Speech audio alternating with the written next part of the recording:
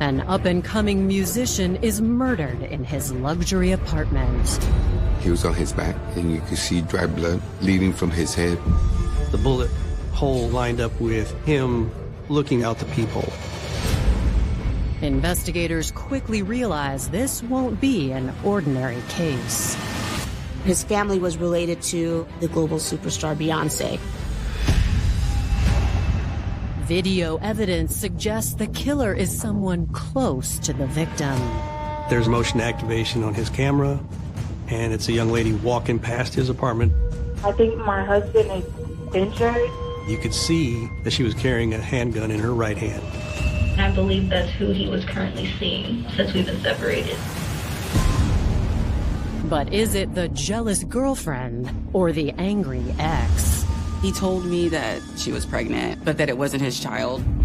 I just started hearing stuff like, yeah, she's talented, but there's something a little off about her.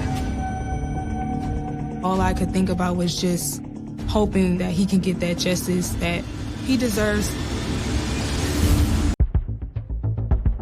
On January 26, 2021, San Antonio police receive a call from a woman requesting a welfare check at an apartment complex on La Cantera Parkway.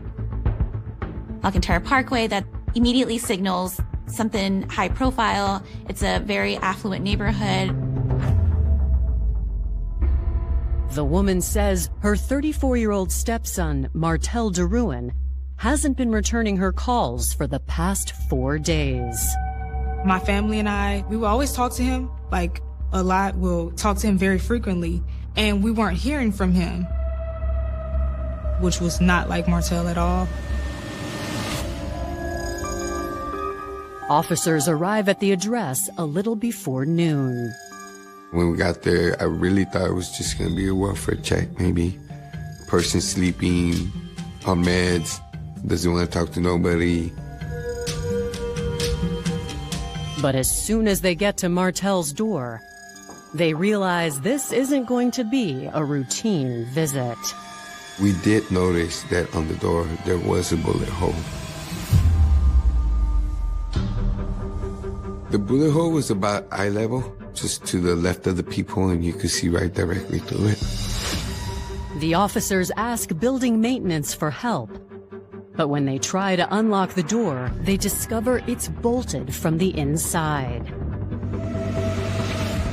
In order to gain entry, they had to drill through the lock on the door.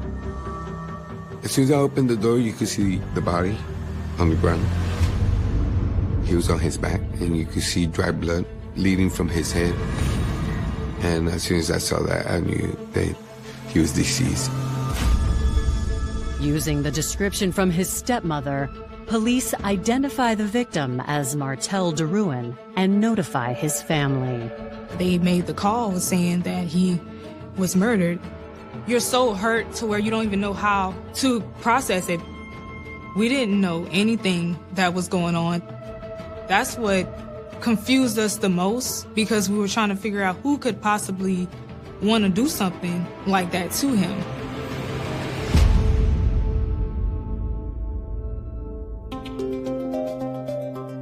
Martel Lord DeRuin was born June 18, 1986 in New Iberia, Louisiana. Growing up, he was very talented. He can paint really well. Like, he was a very good artist. He always loved music. In high school, he wrote raps, he did poetry, so music was always something that he had as a calling. Considering his other family members, it wasn't hard to figure out where Martel's musical talent came from. His family was related to, obviously, the global superstar Beyonce. We're related through her mother's side of the family, and it's through the grandmother's side. Martel's high school sweetheart, Joya Jenkins, was his biggest supporter. They kind of grew up together and were young love that blossomed. But instead of immediately pursuing a career in music, Martel decided to follow in his stepfather's footsteps. So he had a strong relationship with his stepfather, and his stepfather was in the Marines. So that was something he wanted to do. He was in the Air Force. He was the type of person, if he wanted to do something, he would go out and do it. He didn't really look into other people's opinions. While stationed in San Antonio, 21-year-old Martel and 20-year-old Joya tied the knot. Martel worked in the intel department, so he had ranked up pretty quickly, but unfortunately he had an injury with his hands, so he couldn't do what his job was anymore. He was discharged after 6 years, but he and Joya decided to stay in San Antonio and build a new life. He had a lot of different things that he was branching off into. He designed sneakers. He did like a lot of different things. He was a very multi-talented person. His biggest thing was he was trying to professionally produce and mixing and mastering music. So he had a studio in his home where he would do engineering and that he would mix all of his recordings. Martel's stage name was Cardone, and that was actually originated from our father. He gave him that nickname when he was maybe a teenager. Under his stage name, Cardone, Martel became something of an overnight sensation, collaborating with other stars on several records. He was really starting to reach a point in his career where he was starting to get really well known. His career was really starting to take off. He started promoting himself and pushing himself out there to where he had got a distribution deal with Sony, the Orchard. In 2019, Martel began recording his official debut album. Unfortunately, the demands of a burgeoning music career began to take a toll on his marriage. So from their relationship, no matter what or whatever differences or whatever they wanted to do with branching off, they were always the best of friends. It was more so their views with careers and just things that they had where they wanted to do different things. He and Joya eventually separated, renting out their home and moving into separate apartments. They were still really close. They still would be together. They would still hang out, but they just had different things they wanted to branch off into. They lived a mile apart from each other. All indications, given the lack of conflict between Martel and Joya, was that there may have been a chance of reconciliation. Everybody seemed to think that they wanted to eventually get back together, and it's why they never officially divorced. I think they both just needed time and wanted to work on their passions before they fully committed to that next step of a relationship, which was having children and settling down. But any hope of a reconciliation is now gone.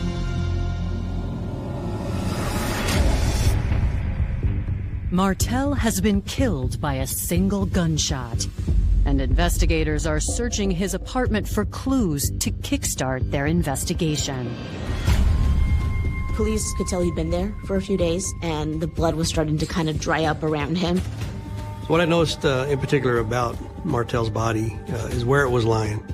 He was on his back, on the floor, feet closer to the door, a lot of blood around him. We had that bullet hole in the door, so we knew he was a victim of someone shooting from the outside in. The bullet hole appeared to be to his forehead. It lined up with him looking probably out the peephole when he was shot. But a search of the apartment reveals something curious. Despite the fact that the fatal shot came from outside the apartment, investigators find evidence of an altercation inside. The apartment, it was in disarray. There were some broken dishes, and the bedroom was kind of messed up. The bed was messed up, and so it appeared that there was some type of scuffle in the apartment. We found in the closet an empty gun box and some other evidence in a container that showed that he had a firearm, but we couldn't find it. We knew what kind it was, we knew the make, model, and caliber, a 9mm, but we just couldn't find a firearm there. To police, it looks as if he might have been shot with his own gun. The story that his apartment starts to tell is one that's mysterious, it's confusing. there's been some kind of a scuffle or a conflict. But the only person there, of course, is Martel. Our biggest challenge was figuring out who was there with him. Coming up, a 911 call on the night of the murder gives police a suspect. Okay, what's going on? I'm trying to get in my apartment, but I'm not able to get in. But when she was asked for the address of where she was, that was not where she was, nowhere close.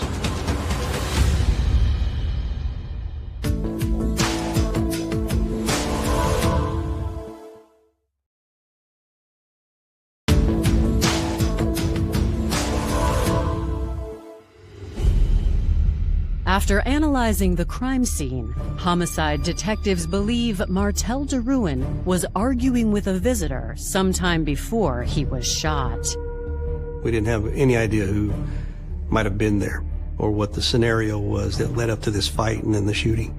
But there was good evidence there to tell us the story of what happened.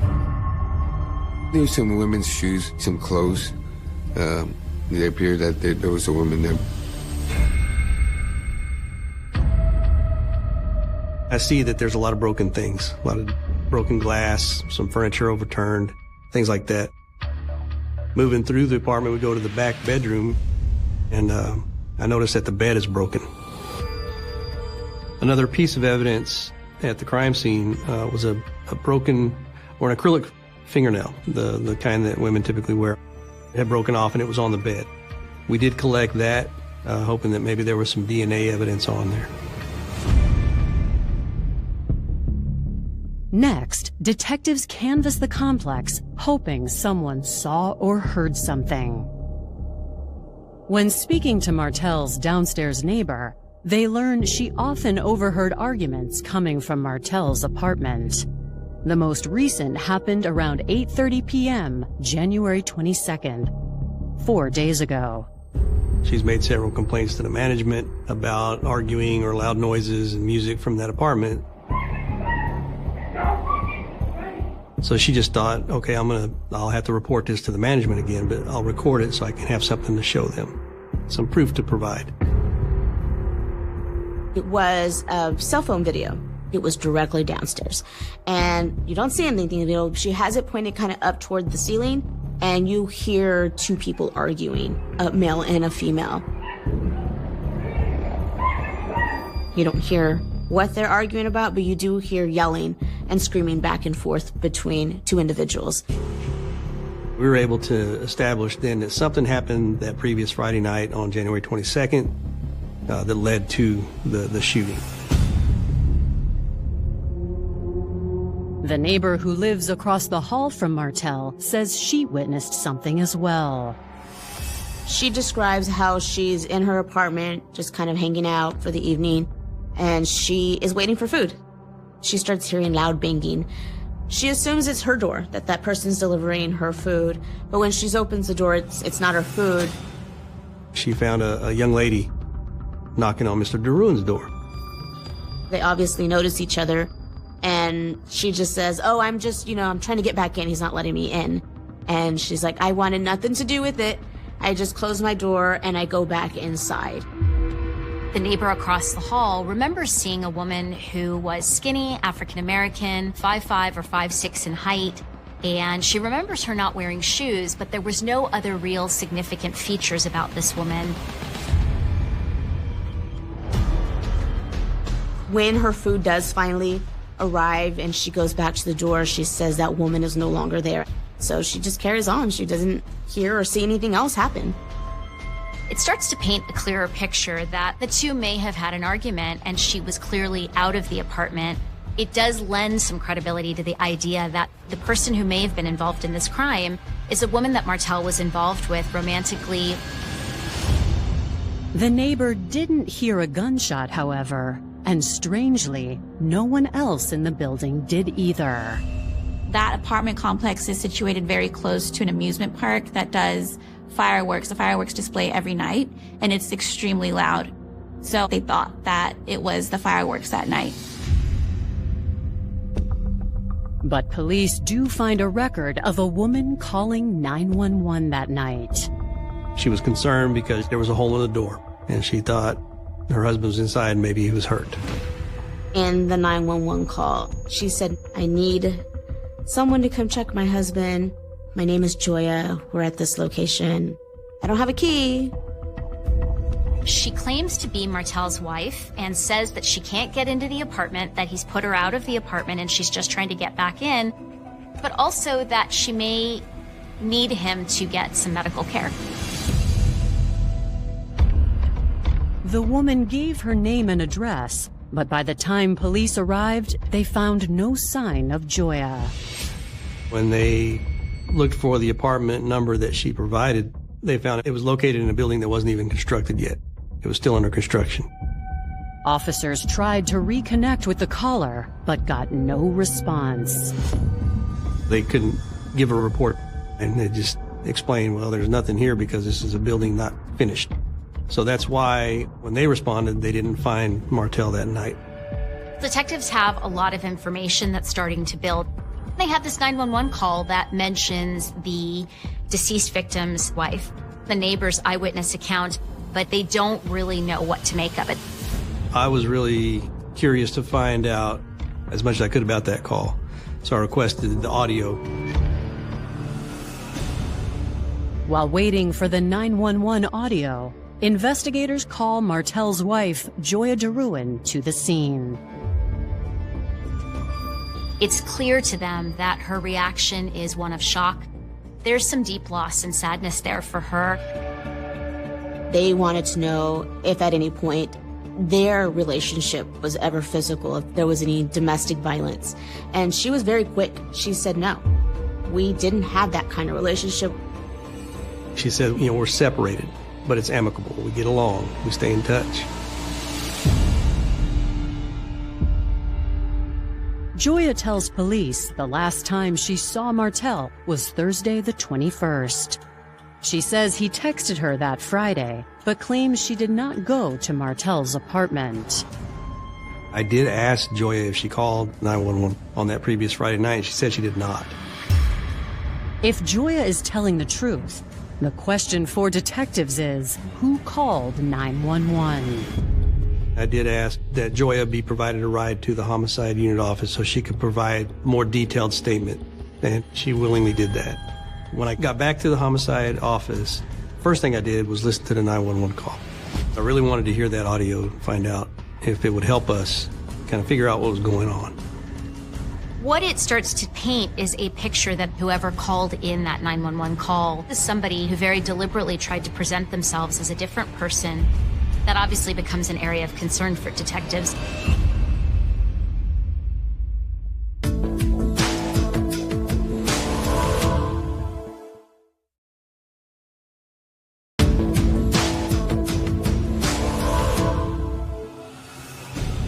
Investigators have just obtained the mysterious 911 call. Eager for answers, they take a listen. Okay, what's going on? I'm trying to get in my apartment, but I'm not able to get in. And I see, I'm just not able to get in, and I think my husband is injured. Do you live there? Yes, I do. And what is your name? My name's Joya Durant. Spell the first name? Joya, G-A-O-I-A. Okay. And your husband's name? Martel. Last name? Deron, D-E-R-O-U-N.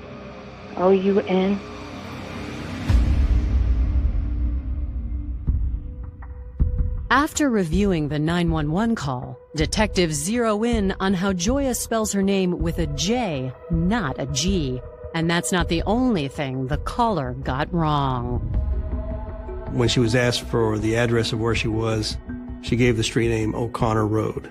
That was not where she was, nowhere close. Another thing was she didn't know how to spell DeRuin. She couldn't spell it properly. And that was another indicator that the person calling was not Joya, for sure. I also noticed the voice was different. It wasn't the same voice as Joya's, who I had spoken to quite a bit. That the 911 call is made by somebody representing themselves as Joya, but in fact it's not Joya. This is somebody who, at least after the crime, took some very calculated steps to evade authorities and to distract them and to confuse them.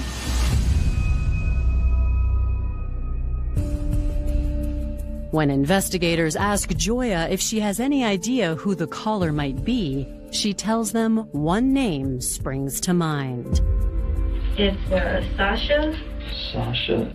Last name Skare, S-K-A-R-E. And I believe that's who he was currently seeing now, since we've been separated. In the beginning, it was more of like a teacher-student type relationship where he was trying to develop her music and all that stuff like that.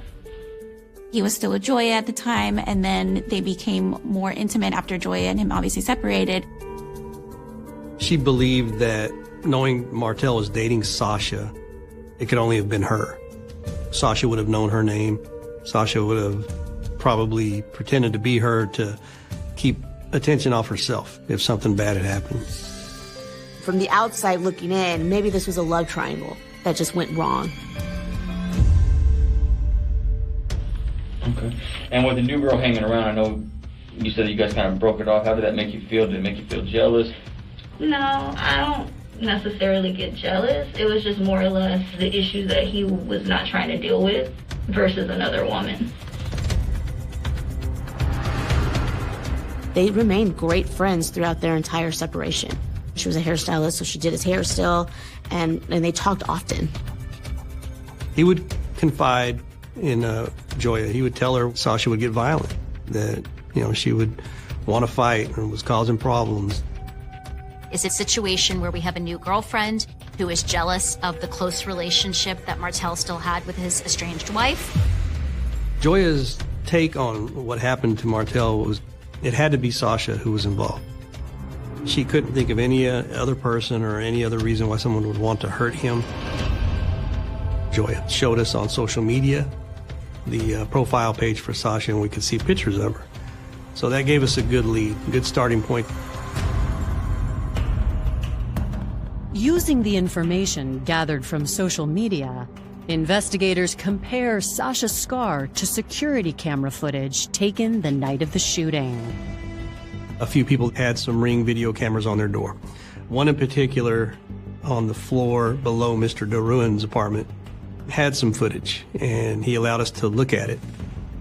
Those are motion activated cameras. So when he left, it was activated, and you can hear him go to the elevator. And when he gets to the elevator, you can hear the elevator come to that floor, the ding, the door's open, he gets on, and he departs. About that same time, we could hear a pop, which we believed was probably the gunshot. Shortly after that, there's another motion activation on his camera, and it's a young lady walking past his apartment door who matches the description of the female seen banging on Mr. DeRuin's door. She's walking down the hallway in a summer dress, barefoot, very much looks like somebody who just ran out the apartment. What we saw on the social media page for Sasha was very similar to what we saw in the videos in the apartment complex. And the woman is not empty-handed, as Martel's neighbor believed. You could see that she was carrying a handgun in her right hand and her cell phone in her left hand. You could see certain things, tattoos that were exposed, that matched with the tattoos you could see on the Ring video from the apartments. At this point, we knew it was Sasha. We needed to find her. We needed to talk to her. Coming up, investigators look into Sasha's past. They were going to a drug deal, and something went down. And they find this isn't her first violent encounter. She had grabbed the gun and started dragging him outside of the apartment.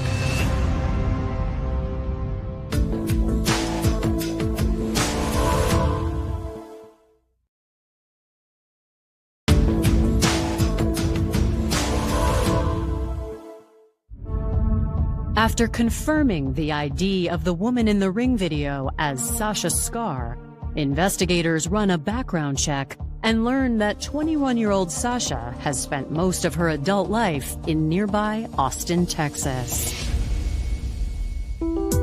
I met Sasha through a music event. We were doing a local hip-hop show. It was like a house party. I was introduced to her, and then after that, she came onto my podcast because I interview like a lot of up-and-coming artists, mainly in the Austin area. Like Martell, Sasha was an up-and-coming musician. Sasha, she had like a lot of potential you could see from her shows. She checked all the boxes, you know, as far as the music, the talent, the persona. She was pretty much the whole package. Thank you. But it seems there was another side to Sasha as well. I just started hearing stuff through the grapevine. Like, yeah, Sasha, she's talented, but there's something a little off about her. And they would talk about she would have like narcissistic type of tendencies and stuff. And at first I thought it was just like girls talking, you know, being jealous.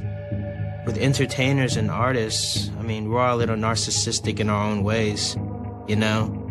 But when I heard that about the shooting with Sasha, I'm just like, okay, kind of connect the dots there. Like maybe they were really, you know, seeing something that I didn't.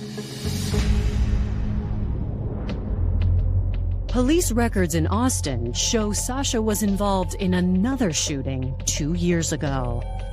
The victim was a young man named Andrew Bass. Andrew and Sasha met in San Antonio. He told me that they crossed each other's path walking on the east side and exchanged information and kind of became friends at that point. She ended up needing a place to stay. And so that's how they came together, both to my house, but like as a unit, boyfriend and girlfriend. They were sweet together, and she looked like she was good for him. They went back and forth between San Antonio and Austin a lot because I know she was working on music. Despite Sasha's talent, the young couple were struggling to get by. Sasha and Andrew lived with me for several years. Andrew told me that she was pregnant, but that it wasn't his child. And she went to Florida when she had to have the baby and then came back. The baby stayed with her mom in Florida. She came back to Texas with Andrew. Then at some point, Sasha's mom moved to Austin, Texas because she had the baby, and they kind of would go back and forth between my house and Sasha's mom's house in Austin, Texas. They were working, saving money, you know, taking care of the baby, traveling back and forth, trying to build a life for themselves, really. But he and Sasha, you know, made a really poor choice.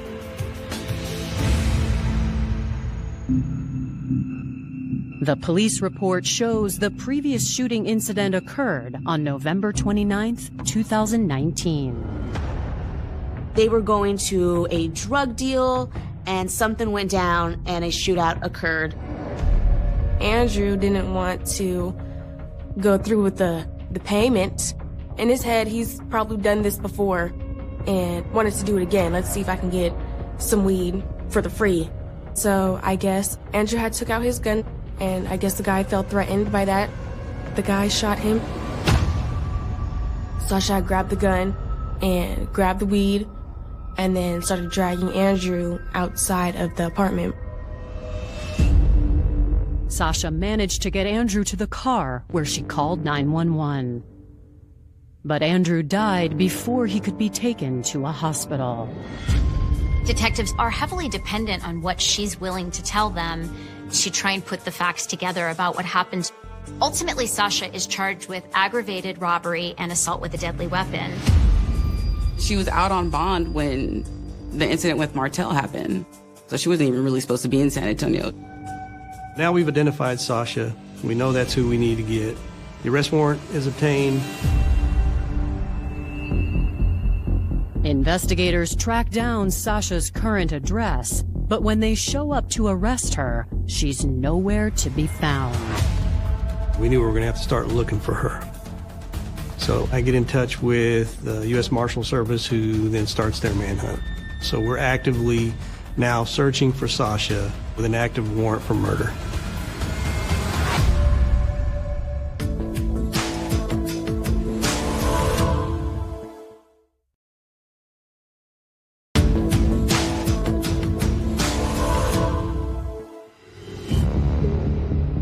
It's February 2021, and authorities in San Antonio, Texas are on the hunt for Sasha Skare in connection with the shooting of Martel DeRuin. Knowing she might be armed and potentially dangerous, investigators distribute Sasha's photo to the media. The case did capture some media attention, which was good for us. We wanted it out there that we were looking for Sasha Skare. Martel's family relations with Beyonce, that was kind of like the key thing that people were like, wait, who? They got everybody talking. While U.S. Marshals join the manhunt, investigators continue building their case against her. My next step was to get anything to the crime lab that needed to get there so we could keep moving forward with the investigation. The autopsy was performed on Mr. DeRuin. A projectile was recovered from Martel and was confirmed to be a 9mm, which is the same caliber as the gun that was missing from Martel's apartment. Detectives also obtained Martel's phone records from the night in question. That gave us all the text messages from the night that he was killed. So we saw the conversation between him and Sasha, and it was very telling. He explained to her he was upset because she was bringing other men around. He didn't like that, and he had asked her to stop, but she kept doing it. And he had confronted her about it, and we think that's what started this big fight between the two of them. You see in the text messages, he tells her, I had to defend myself. You attacked me, I had to get you out of here. But you need to bring my gun back. The final message was sent minutes before the gunshot was recorded on the doorbell footage. When police track the number Sasha used to text Martel, they discover some valuable information as well. She was on the move. They were able to determine she was coming back to Texas, and they were getting close to pinpointing where she was. But before they could do that, Sasha actually turned herself in. My name is Sasha Skare. After I seen the news and everybody telling me, you're wanted, I realized that I was wanted for murder. I called my lawyer, and my lawyer just walked me through, like, as far as the process would go. The main thing that was on my mind was, like, my son. I can't just run away from everything. Like, I have to deal with this because I have a family. After charging her with murder, I went to interview Sasha Skare at the jail. She seemed exhausted. You could tell she'd been on the run. What I want to do, the reason I'm here is to give you an opportunity to give your side of the story of what happened, okay? You be willing to do that? Not without my lawyer present. Okay. You do have an attorney? That's okay.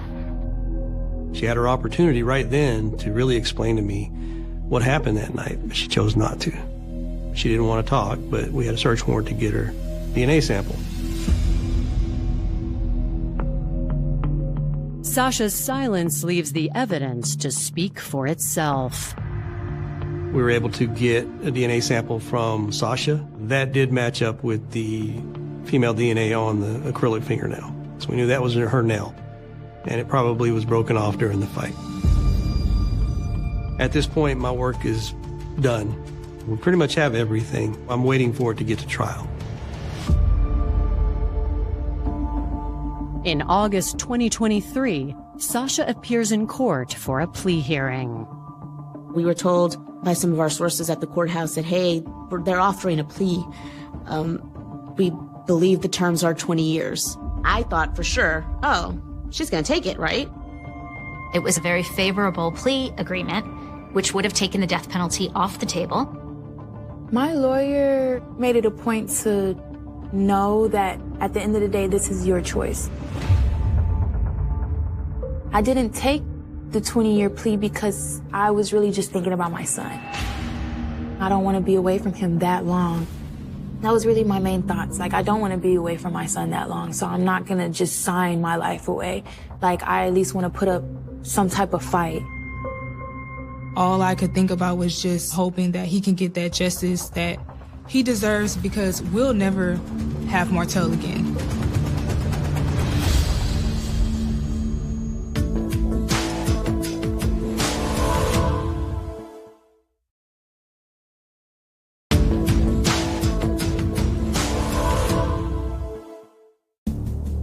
In August 2023, 2.5 years after Martell DeRuin's murder, the trial for his accused killer, Sasha Skare, finally begins. Sasha pleads not guilty to his murder. The entire case that the prosecution presents is overwhelming. It's overwhelmingly against Sasha. Their theory is that they got into an argument and he kicked her out. She didn't like it, but before she left, she took his handgun. He was maybe ending things, and she knew when she got his attention to come to the door, that was her opportunity, and impulsively shot through the door.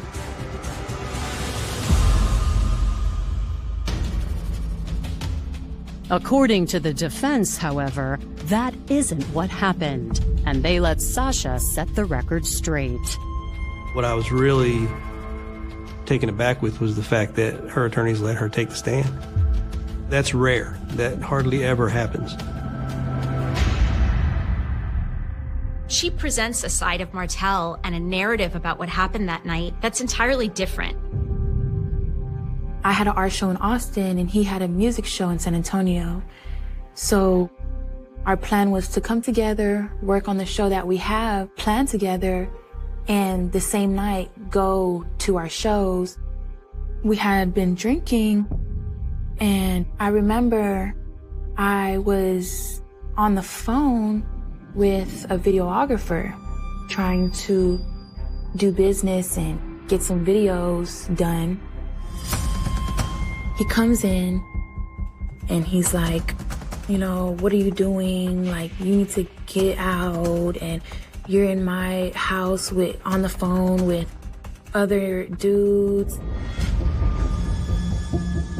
He starts grabbing my purse and everything, and I snatch it and I'm like, don't touch my stuff. I was in an abusive relationship one time, so after that relationship, I was like, I'm not gonna take that from anybody ever again. After I snatched it, he tackles me onto the bed and starts hitting me. And when he starts hitting me, I'm fighting back, trying to get him off me, like I'm clawing his face. I'm trying to push him off, but you know, it was not easy. And he started choking me. I started blacking out to where like I couldn't breathe, and that's when I panicked. It was like, I just need to do something. He's not stopping. And my first instinct was to grab the gun. I was like, don't touch me, don't touch me. And I was backing up. I started throwing everything. I started throwing dishes on the floor to kind of separate us. And after that, I jumped over the counter because the glass was all over the floor. That's when I ran out. I was just trying to find an escape at that moment. It just really got out of hand more than I ever planned it to. According to Sasha, what happened next was an accident. She claimed that she realized that her belongings were inside. She was knocking on the door, trying to get back in. He wasn't responding, according to her story, and she was banging on the door with the gun. She says when she does that, it accidentally just goes off. It was an accident. I didn't intend to actually shoot him and kill him, because, he was my friend. Why would you want that to happen to somebody you were close with? However, the evidence doesn't support Sasha's story. They have her demonstrate how the gun went off. But if you look at the door from Martel's apartment, the bullet hole is directly straight into the doorway. And so that just doesn't line up forensically. She had said she jumped over a counter. The prosecutors took a photo. On the counter, it's not a very big counter, are bowls. He's like, how did none of these bowls move? On August 31st, 2023, the jury renders their verdict. They came back within a few hours with a guilty verdict, and then she was subsequently sentenced to 55 years in prison. It was a lot for that, hearing the verdict, but watching my family burst out into tears and hug each other, that was one of the best feelings I can probably say I've had in my life. I think justice was served, but it's a very sad case. It shouldn't have happened.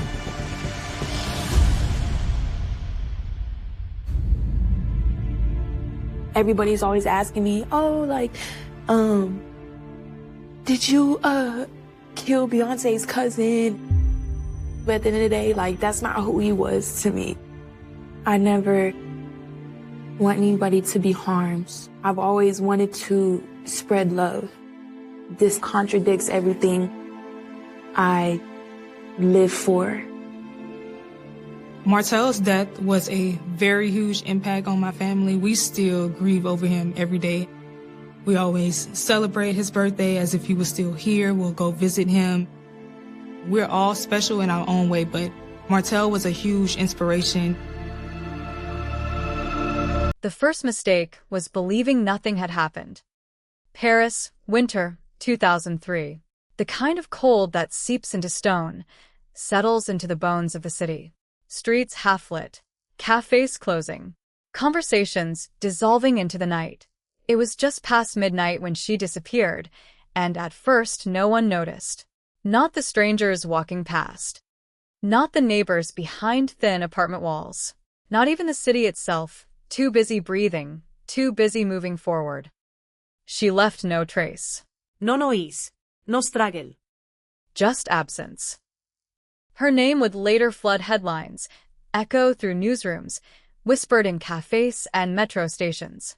But that night, she was just another silhouette under streetlights, one figure among thousands. A woman in a dark coat, moving quickly along the Seine, her footsteps sharp against the pavement, her phone pressed tight against her ear. Witnesses would remember fragments. Always fragments. A turn of her head, the way she paused near the railing, the tension in her shoulders. Something about her felt wrong. Not fear exactly. Not panic. Something quieter. Controlled. Like she knew something was about to happen and had already accepted it. The call lasted less than a minute. 42 seconds. Investigators would replay that number again and again, as if time itself held answers. 42 seconds to change a life. 42 seconds to vanish. Whoever was on the other end never came forward. And she was never seen again. By morning, the unease had settled in. Her apartment, small, neat, untouched, told a story that didn't make sense. The door locked. No signs of forced entry. No sign she had packed or planned to leave. A cup of coffee sat on the table, half finished, the surface still faintly warm when officers arrived.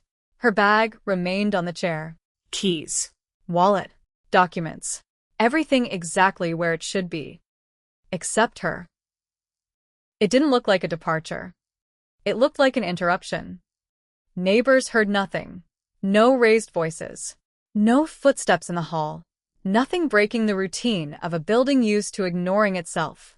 Paris is full of that kind of silence, the kind that hides things in plain sight. Security cameras offered no comfort. One was broken, its lens dark and useless. Another captured only a sliver of the street, an awkward angle that showed movement, but no clarity. Shadows passed through the frame. Shapes without identity. Time without meaning. The moment she vanished existed somewhere just outside the edge of what anyone could see. The first reports were cautious. Missing person.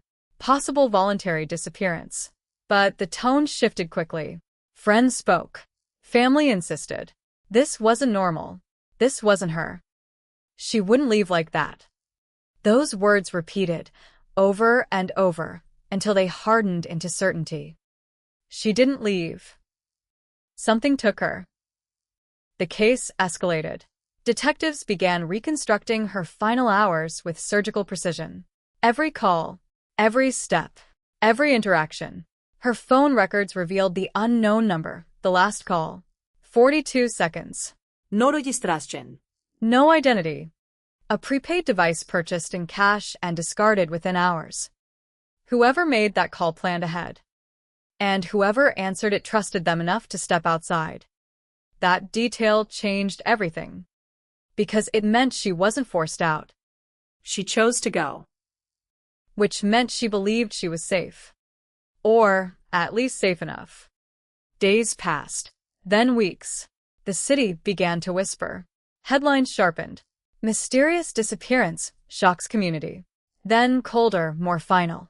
Paris 2003 cold case emerges. But inside the investigation, nothing felt cold. It felt unfinished. There was movement in the shadows of the case. Patterns forming, then collapsing. Leads that seemed solid, then dissolved under scrutiny. People questioned, released, forgotten. 100 possibilities. No answers. Until someone spoke. A man came forward nearly 3 weeks after the disappearance. Not immediately. Not urgently. Slowly. Reluctantly. He claimed he had seen her that night, near the river, standing beside a car. Black. That's all he could say with certainty. A black vehicle, parked too close to the curb, engine running. She was standing by the passenger side, leaning slightly, speaking to someone inside. He couldn't see the driver's face. Just a shape. Still. Watching. He remembered the way she hesitated before opening the door. A fraction of a second. A pause that meant something, though he didn't know what at the time.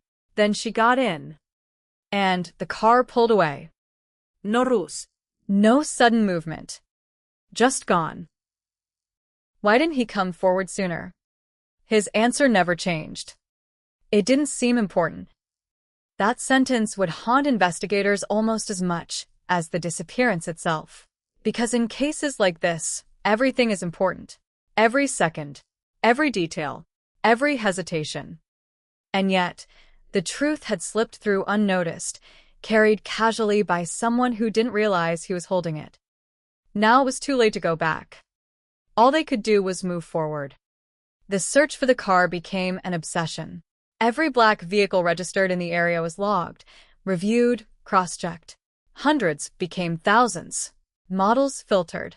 Timelines aligned. Ownership histories examined. It was a process that consumed time and energy, stretching resources thin. But still, nothing concrete. No vehicle matched perfectly. No driver stood out. It was like chasing a ghost through paperwork. And without a body, the case remained suspended, officially open, unofficially drifting. A disappearance with no conclusion. A story without an ending. Time passed. Months blurred into years. The file thickened, then settled. New cases demanded attention. New victims filled headlines. The city moved forward, as it always does, layering fresh stories over old ones until the past became background noise. But some cases don't disappear. They wait. 17 years later, the silence broke. It came the same way it had begun. A phone call. Different voice. Older. Controlled. But carrying the same weight of hesitation. The same sense that something had been held back for too long. I saw what happened. No introduction. No explanation. Just truth, pressing against the edges of the line. This time, the caller didn't hang up immediately. There was breathing, a pause, then a detail, small, precise, devastating. A ring. Silver, worn on the right hand. A detail never released to the public. The investigation didn't just reopen. It ignited. Because that detail meant one thing. This wasn't speculation. This was someone who had been there. Someone who had seen it. And someone who had stayed silent for 17 years. Files were pulled from storage. Evidence re-examined. Old interviews replayed. Voices from the past echoing into the present. Names that had once meant nothing were suddenly heavy with possibility. At the center of it all, one question refused to fade. Why now? Why wait nearly 2 decades to speak? Guilt? Fear? Protection? Or something else entirely? The calls continued. Not frequent, not predictable, but each one added another piece. Another fragment of a story that had been buried, layered under time and silence. Investigators traced what they could. Carefully, quietly. This time, the voice left something behind. Not much, but enough. A location, a pattern, a narrow path leading somewhere real. And then, finally, a name. Not a suspect anyone had focused on. Not someone prominent in the original investigation. Just a figure on the edge. Mentioned once. Dismissed. Forgotten. Until now. When they brought him in, he didn't react the way they expected. No panique. No denial. Just calm. A stillness that felt practiced, like someone who had rehearsed this moment over and over in the privacy of their own mind. 17 years is a long time to carry something. Long enough for fear to change shape. Long enough for silence to become routine. But also long enough for cracks to form. And when cracks form, the truth begins to leak through. He listened as they laid out the pieces. The call, the ring, the witness, the car. He didn't interrupt. Didn't argue. Didn't ask questions. Because sometimes silence isn't resistance. Sometimes it's recognition. And in that room, with years of unanswered questions pressing down from every direction, one thing became clear. This story had never ended. It had only been waiting. Waiting for someone to speak. Waiting for someone to remember. Waiting for the moment when the past could no longer stay buried. And now, after 17 years of darkness, the cold case was no longer cold. It was awake. And it was finally starting to breathe. They found him by following a smell no one could have predicted, a faint, stubborn trace of oil and cigarette smoke that hung on a memory and refused to let go. It was the kind of clue that only surfaces when someone has been thinking about the same thing for 17 years, when old routines sharpen into obsession and detail becomes a weapon. Detectives returned to places they had already walked a dozen times, to alleys and cafes and the back seat of memory, and suddenly a pattern answered back. The witness who had called, slow, careful, a voice threaded with years of silence, kept mentioning small things that had never been public. The silver ring on the right hand, the way the passenger window was cracked an inch, the smell of lemon polish in the glove compartment. Those were intimate details, the kind of facts you only catch if you were there, if you watched, if you noticed when others looked away. They stitched the fragments together until an outline formed. He had been living quiet, a job that put him near the river at odd hours, a house that didn't invite company. Neat, the sort of neat you show the world when you are trying to hide the way you live with secrets. He'd aged in place. Not dramatically. Just enough to show the passage of time.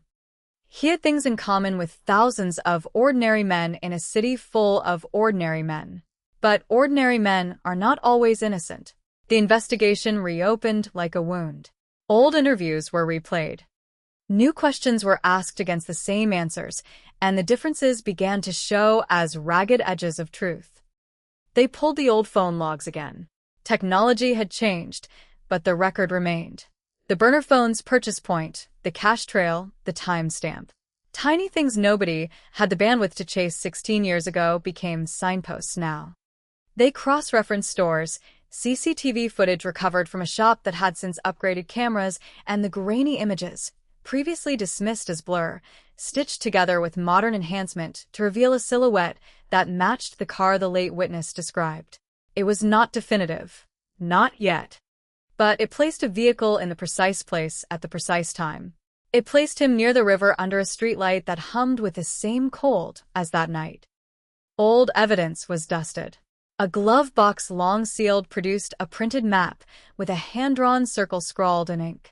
The circle sat on a part of the city no one had linked to the case before.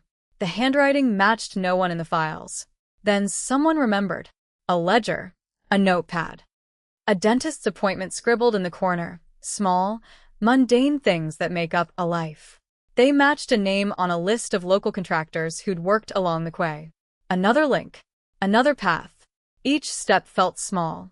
Each step felt huge. The detectives moved like surgeons probing a hidden cavity, careful, steady, aware that one false twitch could collapse the whole thing into nothing. Interviews with neighbors that had once produced polite shrugs yielded nervousness now. Time rearranged memory. People who had once said they didn't see anything now admitted they had seen a car parked for a long time. People who had once said they were asleep now remembered a figure walking with a limp. Memory is a brittle thing. Pressure can reshape it. The detectives were careful. They knew the difference between a reconstructed memory and a coerced one. They also knew the difference between silence born of fear and silence born of loyalty. Fear is heavy. Loyalty is stubborn. Both had held this case in their iron grasp for years. Rumors spread. In Paris, silence rarely survives the air for long. Cafés buzzed with speculation. The local press began picking at the reopened file, publishing old details with new emphasis. Cold Case Wakes Paris, read one headline. Hidden Witness Unearths New Leads, read another. Communities, once tired of unanswered headlines, leaned in again. The woman who had vanished was no longer a ghost in a file. She was a person whose absence had threaded through lives like a splinter.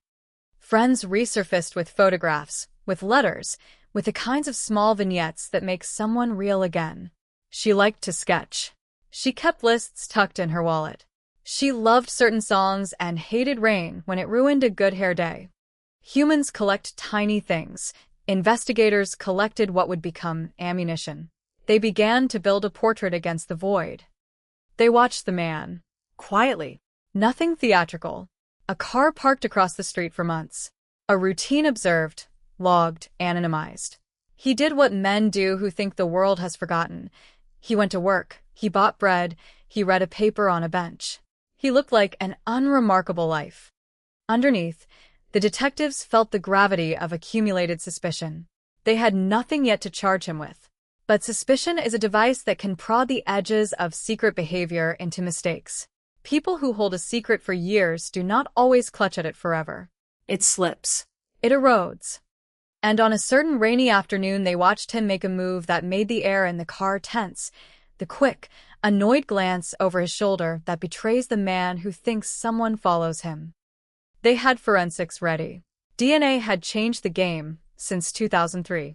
New techniques could tease answers from threads and hair and the faintest smear. They resubmitted items once thought worthless. A scarf recovered from a park bench, a single fiber from a coat, a stain on a curb. Labs worked in silence, like priests with machines. Results arrived with a patience that felt like violence, slow, deliberate, impossible to speed up, and then the sudden release of a matching marker. Partial profile, strongly suggestive, not enough for a verdict, but enough for a warrant. Enough to knock on a door. When they arrested him, it was not with sirens or spectacle. It was quiet. The city hummed with its own life, unconcerned.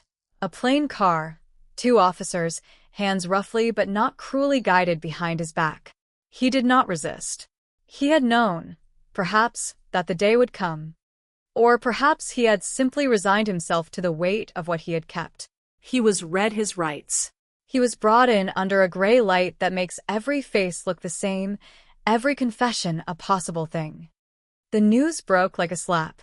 Paris, 2003 cold case cracked. Hidden witness triggers shocking arrest. Social feeds lit up. Comments poured in, shock, anger, relief. The public wanted answers, and now they had a name. Inside the station, he was held in rooms that encourage confession and punish obfuscation. Detectives sat across from him and watched the micro-movements, the way his fingers tapped, the hitch in his breath, the blink that came a beat late. They had the evidence, they had the pattern, but they wanted him to speak in his own voice. They wanted an acknowledgement. They wanted the story from the inside out because facts without a narrative feel like a scaffold without a building. People wanted to know why. Why a woman so ordinary was taken in a city full of ordinary indifference. The man answered in fragments. Not a full story, not the melodramatic confession some crime shows promise. He offered instead a history of small violences and larger omissions. He spoke of an encounter that had been ordinary until it wasn't, an argument over a piece of paper, a lie that stretched thin, a threat muttered, and then shrugged off.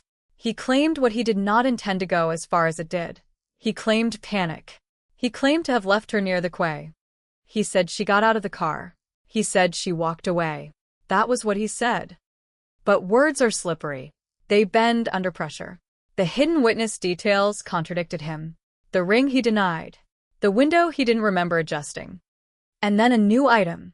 A neighbor's CCTV captured a brief, unnoticed frame that placed him near a service entrance that had been closed that night. A delivery log showed a truck scheduled then, and a driver's testimony placed a different vehicle there. The officers felt the hush tighten into focus. The man's story wavered. He had not expected such triangulation. He had believed time had buried everything. He had not accounted for the stubbornness of memory, the precision of technology, or the risk someone would decide, after 17 years, to speak.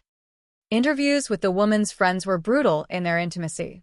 The camera of memory cut closer.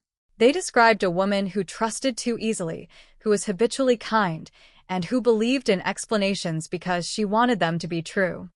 She had argued with someone about a file she carried, they said, because she thought it contained evidence important enough to demand honesty. No one had imagined that demand would cost her life. Motive, when layered into motive, reveals soft spots and hard edges, jealousy, greed, fear of exposure. The detectives found threads, a disputed business transaction, a small estate argument, a rumor thick with implication that a certain man had been unfaithful or dishonest. Nothing dramatic, everything potent. As the interrogation deepened, the man's voice hardened into silence. He answered fewer questions. His eyes slid to the window and watched the city flow like a river that had swallowed his denial. They pressed him on inconsistencies. Each answer closed and reopened the possibility that he had only been present, that others had played roles he didn't know, that accidents happen and are then rationalized into narrative. But the forensic match, the witness detail no one should have known, the map, the delivery logs, all these hung like heavy tools suspended above him, and with each swing the air shifted. Outside, the community churned. Candlelight vigils, headlines, opinion pieces that weighed justice against the pang of time lost.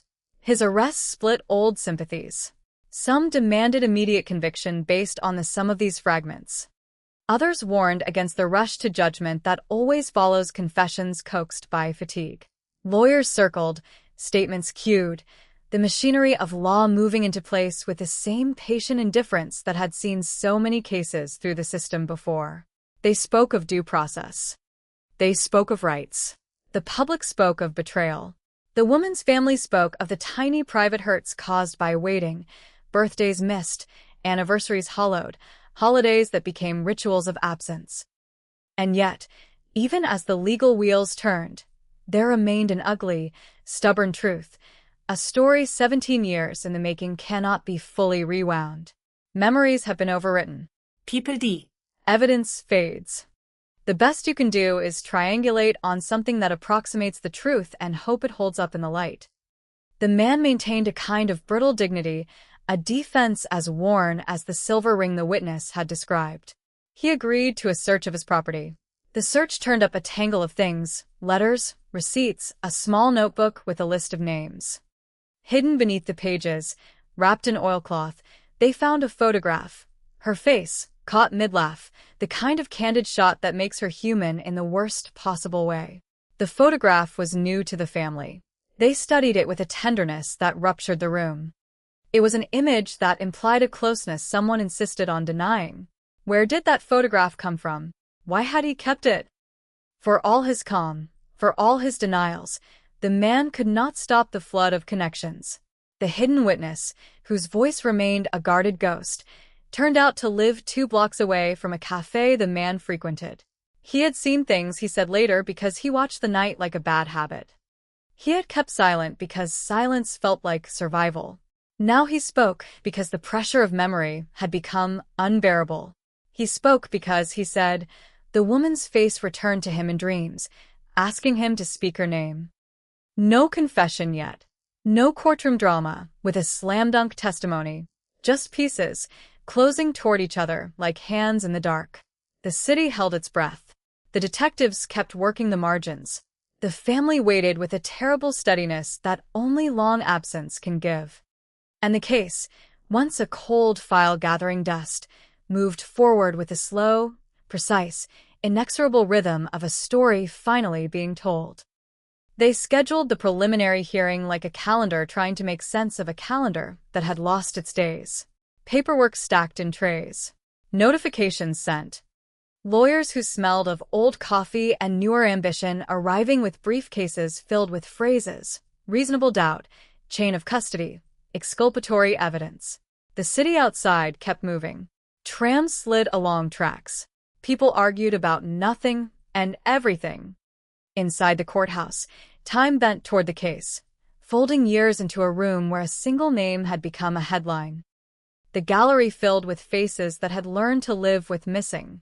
Family members, their grief practiced and raw at once, sat together like survivors of a long storm. Their hands found one another without looking. The woman's mother had learned a new carefulness, how to breathe, how to answer the question, "How are you?" with the minimal truth. The father carried a quiet anger like a bandage, tight, private, and at any moment, likely to come undone. Friends came in with photographs, small things they thought would anchor the past. A wristwatch stopped at noon, a ticket stub, a postcard with a half-hearted joke. Tokens of a life interrupted. The man sat across from them, pale under fluorescent light that flattered no one. He wore a suit too neutral to be remembered. His hands did not tremble, his jaw set like a hinge. He watched the room the way a man watches a mirror, curious, detached, trying to understand what he would look like with a different face. His lawyer moved through a choreography of motion, low voice, quick notes, an occasional raised eyebrow. Defense practiced the language of possibility. Prosecution built scaffolding out of facts. The hidden witness arrived late, hunched into a coat, as if into armor. He sat in the back, folded into himself the way people fold to stay invisible. His voice, when he had to speak later, was not cinematic. It was the sound of a man who had kept frost on his tongue for 17 years. He spoke in small sentences. He said he remembered the ring. He said he remembered the crack in the window. He said he remembered the smell of lemon polish because it made the night feel domestic, normal, until it did not. He kept his eyes lowered most of the time. It was easier to betray truth that way, less performative, more final. Evidence was presented like tools on a table. Not dramatic, not gleaming, just ordinary things with extraordinary weight. Receipts showing a burner phone purchased in cash. CCTV stills enhanced until shapes sharpened into recognizably human outlines. The photograph found wrapped in oilcloth. A DNA partial match that clung to a fiber like a secret. The judge watched with the patience of someone who has seen many stories collapse under scrutiny. The defense argued contamination. The defense argued misremembering. The defense suggested a conspiracy of coincidence. The prosecution unfurled the map of small things that, together, looked like intent. Intent is a shape you try to draw around a life. Motive is the same. The men and women in suits tried to outline why a woman with friends, with playlists, with an ordinary life, would vanish into the kind of silence that takes on a life of its own. They dissected small fights, the ledger of a disputed payment, emails with terse endings. They drew lines between a late-night argument and a man who had said, "I told her to leave it alone," in a voice recorded years earlier. The defense said those words were out of context. The prosecution said context rarely makes violence less violent. Outside, reporters clustered like migratory birds. Their notebooks caught every phrase that might become tomorrow's headline. The family kept a thin, private sphere. They let the cameras capture enough grief for the world and kept the rest. Publicity is a blunt instrument. It forces closure or confusion in equal measure. People in cafes debated the moral arithmetic of punishment and the cruelty of delay. Social feeds filled with screenshots and speculation. Justice, in the court of public opinion, often arrives faster than in the court of law. The hidden witness's testimony was the axis on which everything turned. He had not been sure of himself at first. Memory phrase. Time adulterates truth. But when asked about the ring, he paused, and then his voice found a stubborn line. Right hand, he said. Silver. Worn thin. That detail, silent for years, had been the hinge. The defense tried to make it a fluke. The prosecution pointed to the neighbor's CCTV, to the delivery logs, to the man's contradictory accounts. The thing about a life taken is not always the taking. It's what people do afterward. Cover a lie. Change a route. Throw away the ashtray that smells of lemon and smoke. In cross-examination, the man's composure cracked in ways that small things reveal. He flinched at certain words. He hesitated when asked about places he frequented. He muttered about routine. Routine is a trap for those who expect routines to be invisible. The prosecution's lawyer leaned forward and asked the kind of question designed to let the defendant answer himself into a corner. Why did you have her photograph? The man's voice found the room like a pebble dropped into still water. Ripples, no immediate splash. He began, then stopped. He had rehearsed a denial, but denials are brittle under pressure. There were gaps. There were also leaps. The forensic evidence was not complete. The fiber match was partial. DNA was not a clean constellation pointing only at him. The court recognized that the passage of time had erased neatness. That is the grim arithmetic of cold cases. Probability, not perfection. The jury would have to weigh fragments and decide whether the constellation those fragments made was enough. Meanwhile, detectives kept working outside the glare. The hidden witness had friends who began to speak. People who had kept their silence revealed reasons. Fear of reprisal, the barter of social capital, a calculation about whether truth was worth the cost. Some had been protecting others. Some had been protecting themselves. Some had simply misplaced courage. Each confession from bystanders rewove the social fabric that had allowed a secret to survive.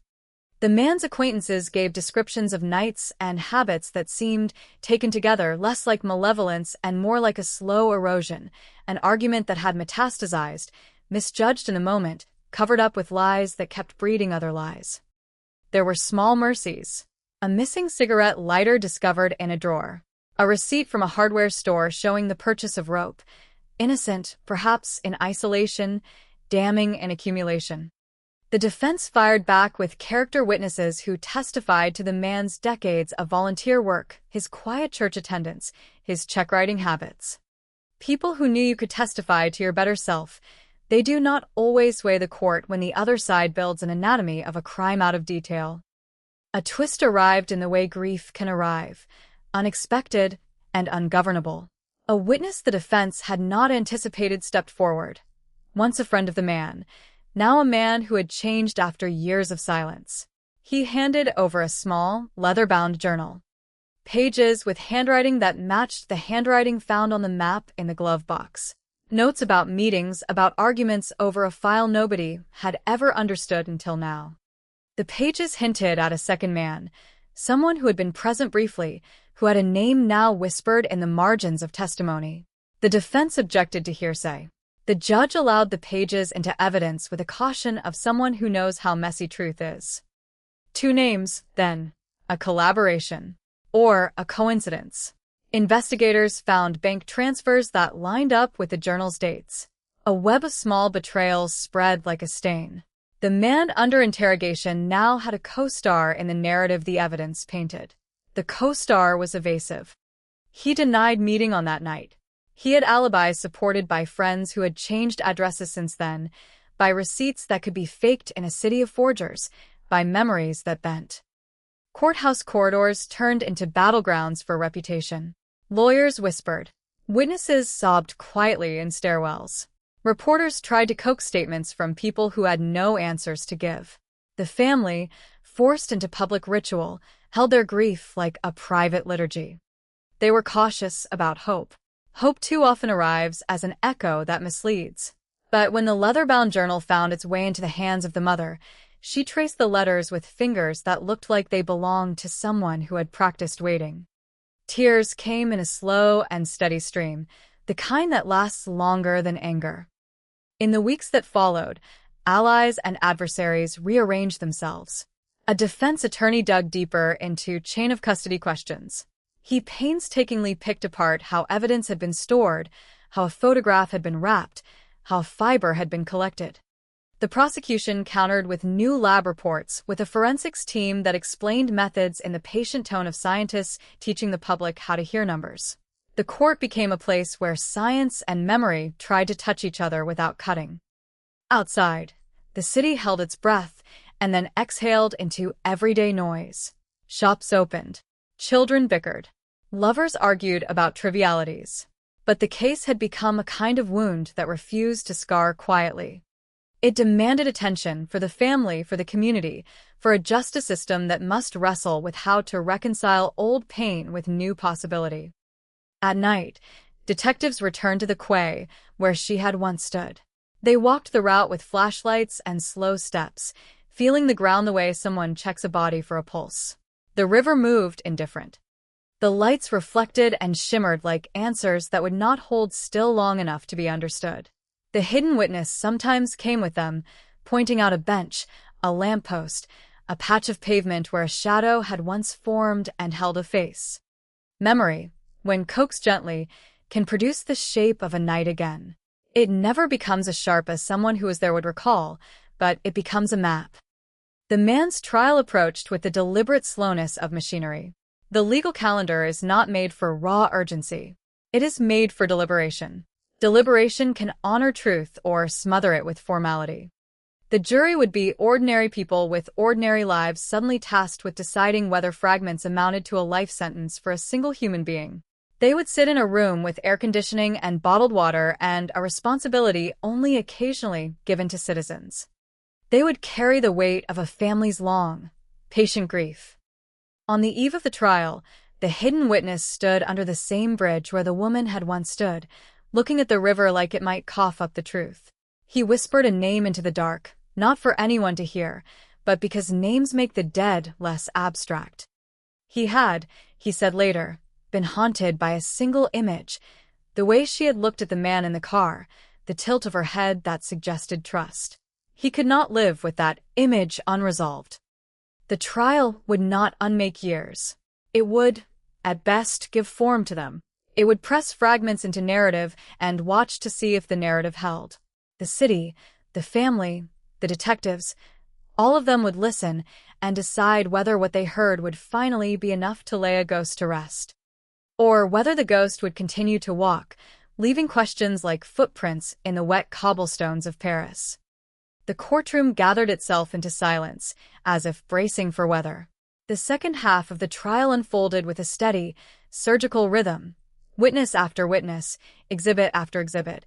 Each item presented not as spectacle, but as a small instrument meant to reveal angle and pressure. The defense filed motions like shields, accusing the reopening of contamination and the media of turning memory into performance. The prosecution answered with patient demonstration, receipts, phone logs, lab reports, a photograph wrapped in oilcloth that had been secret until it wasn't.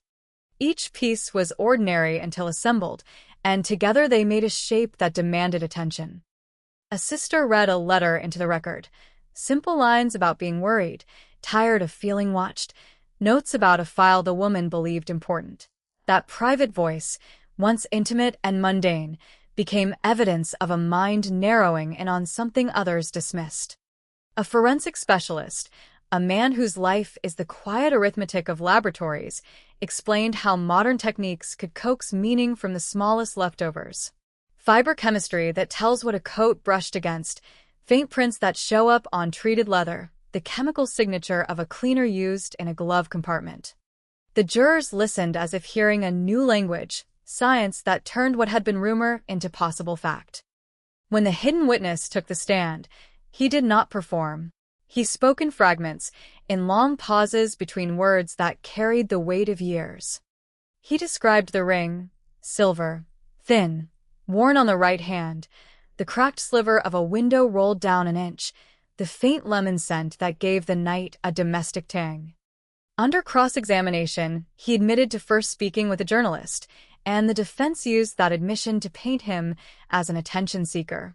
But the detail he offered, details that had never been public, remained steady, tiny beacons in a darkness that had been thick for nearly 2 decades. The jury watched how memory either holds or unravels under scrutiny. The man in the dock presented himself as unremarkable, that ordinariness became the grain of suspicion. Friends testified to small kindnesses, volunteer hours, steady work, help to neighbors, but the prosecution arranged small things into a constellation, a map discovered in a glove compartment with a hand-drawn circle, a delivery log that placed a vehicle near the quay the night she vanished, a partial DNA profile clinging to a fiber like a stubborn remnant. Each fragment by itself could be explained away. Together they asked for a story. Outside the courthouse, Paris argued in cafes and comment sections about delayed justice. Some called the arrest a triumph of tireless investigation. Others called it a cruelty, the law weaponized by nostalgia and conjecture. The woman's mother, who had learned to live with absence, stood and testified about small rituals she had kept to ward off erasure, leaving a light on in the window on certain nights, walking the same route on an anniversary. Those acts were not forensic proof. They were the architecture of grief, a stubborn refusal to let a life dissolve into footnotes. The mother's voice broke the technical calm of the courtroom in ways no lab report could. Procedural fights became a second courtroom in the margins. Chain of custody was argued with the fury of people who know the fate of lives can pivot on an initial tag or a misfiled note. The defense questioned the way a photograph was stored, the cataloging of fibers, the chain of evidence through years of bureaucracy. The prosecution countered with expert testimony explaining modern validation methods, how old samples could be retested with safeguards to avoid contamination, how statistics that once seemed abstract could be made precise. The judge, bland and steady, reminded the jury to weigh the whole, not a single needle in isolation. Mid-trial, a leather-bound journal surfaced, an unexpected import delivered by a friend of the accused who had come forward with a battered notebook. The margins matched handwriting found previously in a glove compartment. Entries listed meetings and small payments, names circled and recircled. The defense objected. Hearsay, they said, but the judge admitted the journal as corroborative material. It did not convict on its own, but it threaded another strand into the web the prosecution had slowly woven. The pages suggested a network of favors and debts, the kind of petty betrayals that can coagulate into motive. Deliberation began with that heavy, private choreography. Jurors gathered behind closed doors to translate evidence into verdict. They argued about credibility, which stories were shaped by time and which were forged by malice, whether a photograph kept in oilcloth was a keepsake or a talisman of obsession, how to weigh a partial DNA match that suggested presence but not action. They parsed ledger entries and delivery receipts, asked aloud whether routine could be mistaken for intent, and argued about the reliability of a man who had stayed silent for 17 years and then spoken. While jurors argued, detectives returned to the quay at night, walking the same route as if repetition might bring a new memory from the scene. Flashlights cut across cobbles. They traced the angle of lamplight to the grainy slivers in old CCTV. They checked a drainage slit for prints, a bench for impressions, the way the river eased against stone at dusk. For them, the case was not a singular act of law, but a mosaic of nights, a history stitched from routine and rupture. Sometimes the best work is physical. You put your body where the past once stood, and you let memory, stubborn and tactile, respond. The hidden witness became a subtle figure in the neighborhood, thanked by some, scorned by others. He tried to resume ordinary life, but ordinary life felt thin. In the early morning, he sometimes stood by the bench where she had once waited, his hand resting on weathered wood, as if touch could arrange the night into a sequence instead of a broken drumbeat. He reported dreams that jolted him awake, a face in lamplight, the sound of the river folding into itself. Courage had a bill attached to it, he had learned. The cost was quiet and perpetual. The family enacted small, ceremonial resistances against disappearance. Friends painted a bench near the quay her favorite color and placed a plaque with her name. They gathered once a year to read poems and play songs she loved.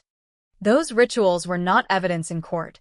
They were the only currency that allowed those left behind to trade in presents. The mother lit a candle on anniversaries.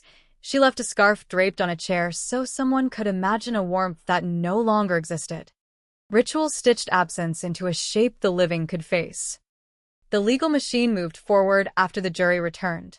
Sentencing reports were composed, victim impact statements delivered with the careful weight of years, motions for appeal filed with heavy-handed formality. Newspapers wrote pieces about the ethics of reopening cold files.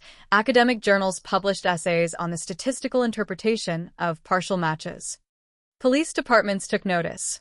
Evidence rooms updated policies. Trainees learned to store the smallest things as if every thread could later become a key. The case turned slowly into a textbook example. The oilcloth photograph, the partial DNA, the ledger margins, each a line in a new lesson plan about the relationship between time and truth.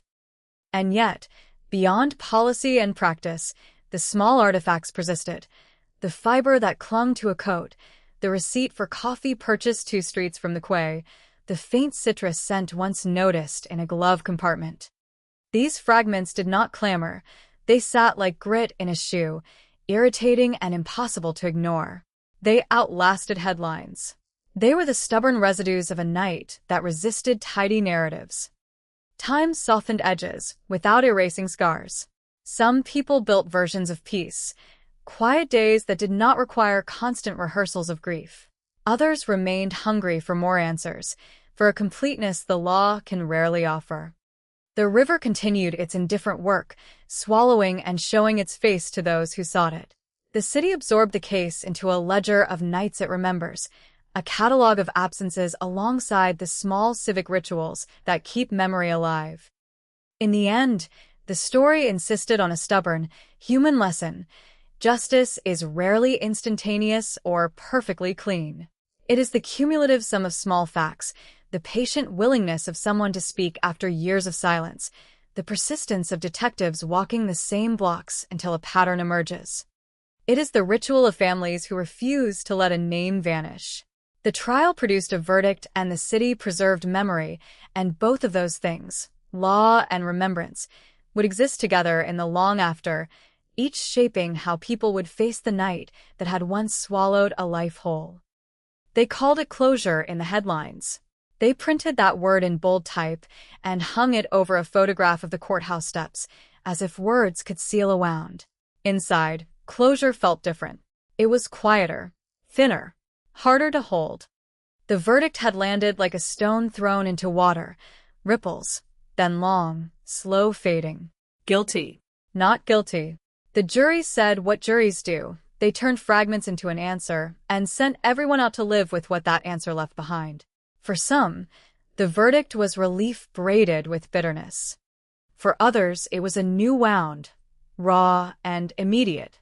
For the family, the word closure felt like a promise they would not accept without proof. The man left the courthouse a different person than the one who had walked in months earlier. He kept his chin tucked low, as if the weight of a name could be worn like lead. His face had not changed much. Time had been patient with him, but something inside had shifted. People in the street stared, some in hunger for spectacle, some in hunger for retribution. There were shouts. There were quiet nods. The city processed its verdict in small, urban motions. The barista who knew the family's coffee order offered a free cup. A neighbor who had once crossed the street to avoid trouble now crossed it to say a short, awkward sentence of condolence. The ritual of daily life, so indifferent and resilient, tried to stitch itself back together around the ragged hole. Legal appeals began as they always do, quietly, in rooms with cheap coffee and folders labeled Appendix and Exhibit. Lawyers moved in the choreography the system requires, motions filed, deadlines tracked, precedents invoked. Judicial time, is different from human time. It is patient, technical, immune to the rawness of grief. Appeals demanded proof beyond reasonable doubt folded into procedural arguments about the chain of custody and the admissibility of a leather-bound journal. The defense argued contamination. The prosecution argued accumulation. Somewhere between legalese and human memory, the truth felt pressed into a smaller shape. The hidden witness became a figure under a different kind of microscope. He had done the thing people rarely do. He had spoken when silence was safer. That act altered his life in small ways that were public and many ways that were private. Old friends drifted. New threats arrived in anonymous messages. He was both lauded and loathed. He slept poorly. He felt the world differently, the way someone feels after a window is smashed. The sound is loud, the night is cold, and nothing is as assured as it had been before. He had come to court to be a fact. He left a man changed by the gravity of a name. Detectives who had carried the file for years returned to routine tasks with the weary satisfaction of work done and the hollow knowledge of what remained undone. They updated case notes. They wrote reports. They trained younger officers in the techniques that had unlocked old traces, how to look at a line on a map as if it were a sentence, how to treat a cigarette but like a paragraph that might one day read like testimony. They spoke in the language of evidence, probability, correlation, a partial DNA profile that never said everything. For them, the case was a study in persistence, small things observed over years that together moved the arc of an investigation from assumption to demonstrable fact. Public memory moved faster and less patiently. Social feeds churned with brief passions that rarely lasted past a day. The case became a trending topic, then an example in a think piece about cold cases solved by new technology. Podcast hosts stitched the narrative into hour-long episodes, rearranging the order of revelations for dramatic effect. The woman's name appeared in interviews and in comment threads. People argued about justice, spectacle, and the ethics of reopening old wounds. The city, which had once gone on about its business, found itself slightly altered. Less naive, more watchful. In quieter places, the family's grief mutated. They learned new rituals. Instead of waiting for a body, they had a verdict and a photograph and a courtroom transcript. Those things are not substitutes for a presence.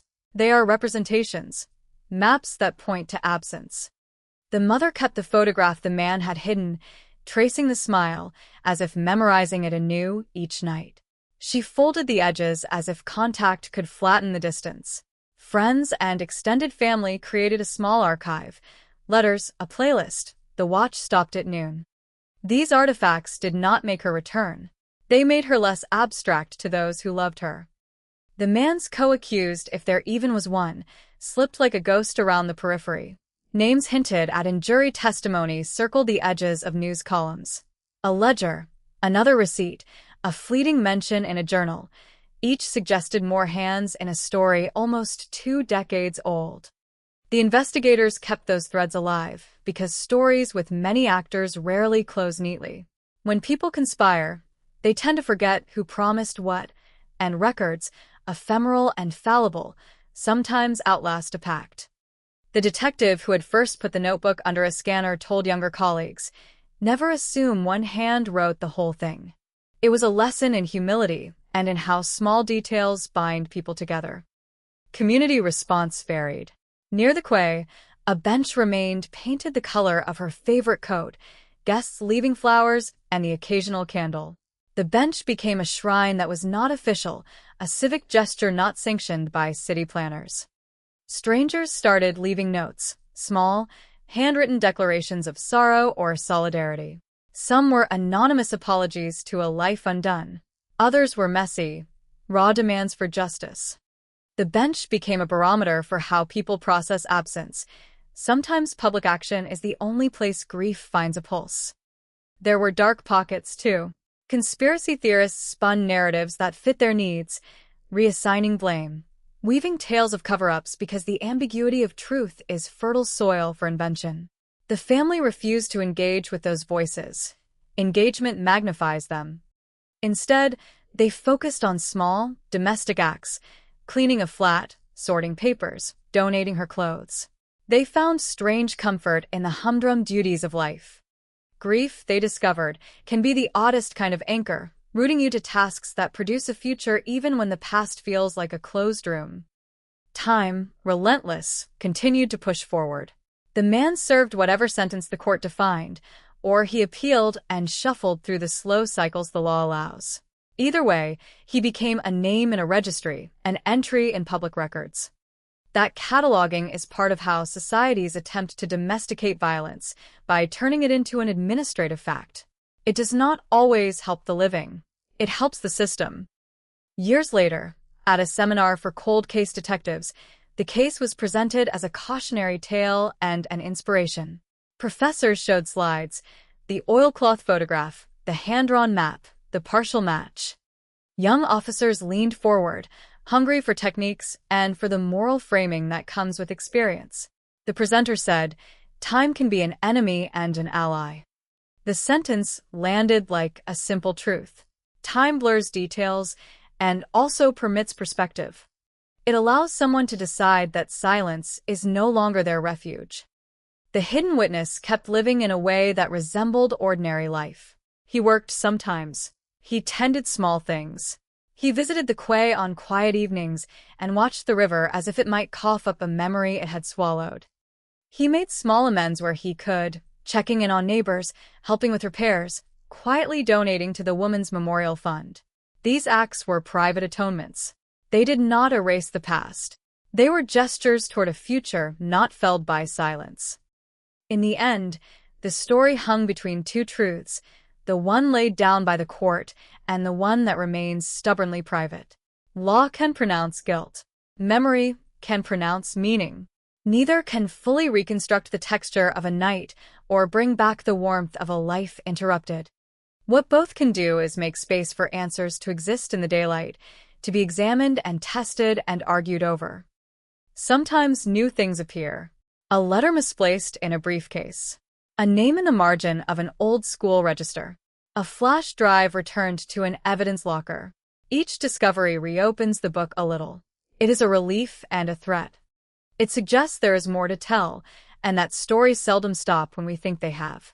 One late autumn, a new envelope arrived for the detectives. No return address, just a folded map and a note. "I was wrong to keep quiet." The handwriting was shaky. The river ran below, as always. The lamppost threw a pool of indifferent light.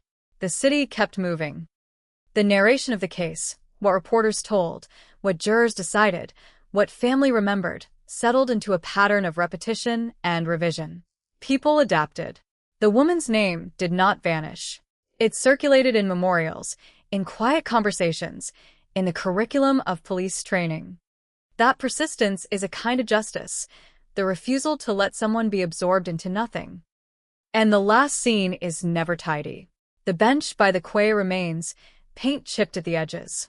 A candle sometimes burns. A photograph sits in a small frame on a mantel. A man lives with the consequence of words spoken late. A hidden witness sleeps, sometimes, with the river's murmur like a reminder. The city keeps its lights on. The truth keeps nudging at the edges of what we call final. But in the spaces between verdicts and rituals, something lingers, a question that never fully closes, a human ache that refuses to be papered over. That ache, fleeting, stubborn, alive, is the thing that keeps memory from dying. They said the press would forget. They were wrong. Once pried open, this case did not close quietly. The city took notice again. Conversations threaded through cafes and kitchens. People who had never known the woman learned her name. People who had read a headline learned an ache. The public's appetite for narrative is fickle, but some stories, once fed, will not go hungry. Detectives who had held the file became, briefly, figures of quiet admiration. Tips arrived in the post, in voicemail, slipped in envelopes with no return address. A landlord remembered a tenant who'd moved hastily in 2004. A baker recalled selling a loaf to a man who looked nervous. Small recollections accumulated. A city is a collector of details. Once official scrutiny returned, the trivial often turned consequential. Her playlists surfaced online, uploaded by friends who wanted to preserve the mundane rhythms of her life. A song she loved became an anthem for an online group that tracked cold cases, people who combed court transcripts and archives, stitching together lives from fragments the law allows. Their work was a kind of dedication. Sleepless hours spent re-listening testimony, cross-referencing receipts, spotting names that reappeared like echoes. Compassion took on the form of method. The man in custody maintained his innocence through lawyers who framed arguments in the language of law. Memory is fallible. Evidence decades old is suspect. Reconstruction is imperfect. In the abstract, those claims hold moral weight. But the prosecution did not rest on a single point. It relied on accumulation. The ring the hidden witness had described, the partial DNA match, the glovebox map, the ledger entries. Together the pieces formed a pattern that suggested more than coincidence. For the family, legal semantics mattered less than daily survival. They negotiated grief like negotiators in a long, private war, establishing rituals, setting boundaries, keeping small things that preserved her presence. Birthdays were observed. The quay bench collected flowers and notes. The mother placed the photograph in a frame that fogged in the mornings. Small acts made absence legible and kept a private life from dissolving into a public case file.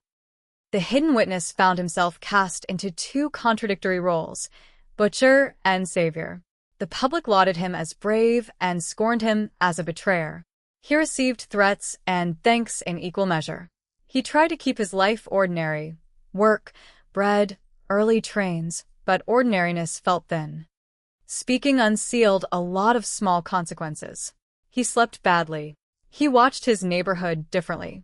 He lived with the knowledge that telling the truth can reorder the world and does not necessarily soften it. Legally, the aftermath was a slow churn. Appeals were filed. Labs retested samples under meticulous protocols. Experts explained probability tables that sounded like scripture to jurors and journalists.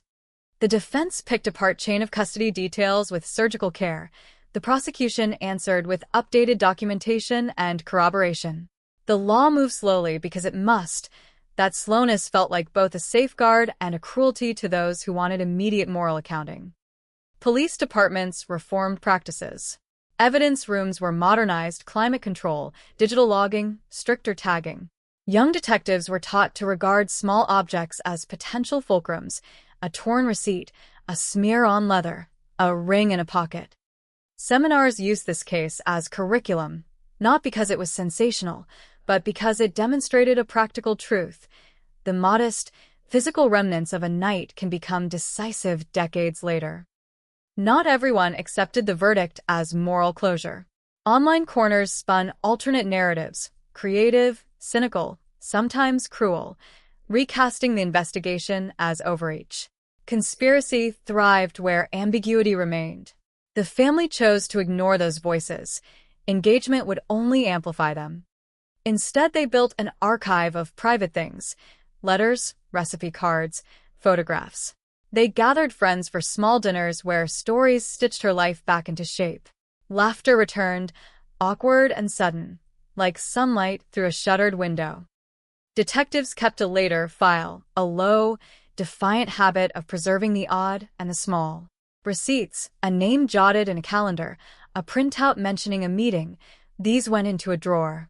It was a minor rebellion against the passage of time. Records change, people move, addresses vanish. Cases are environments, not isolated incidents. The habit of keeping the trivial safe became a professional ethic. The man's life narrowed under suspicion, regardless of legal outcome. Whether he served a sentence or won an appeal, his public identity shifted. He became an object lesson in seminars and an example in policy discussions. But he also remained a man with other contradictions: work, relationships, small acts of civility. Life after accusation is not a monolith. It is many small, uneven acts of survival. Years later, friends assembled a modest archive to preserve her: letters, photographs, playlist links, into a digital repository. Archives grant a kind of permanence. They make absence legible.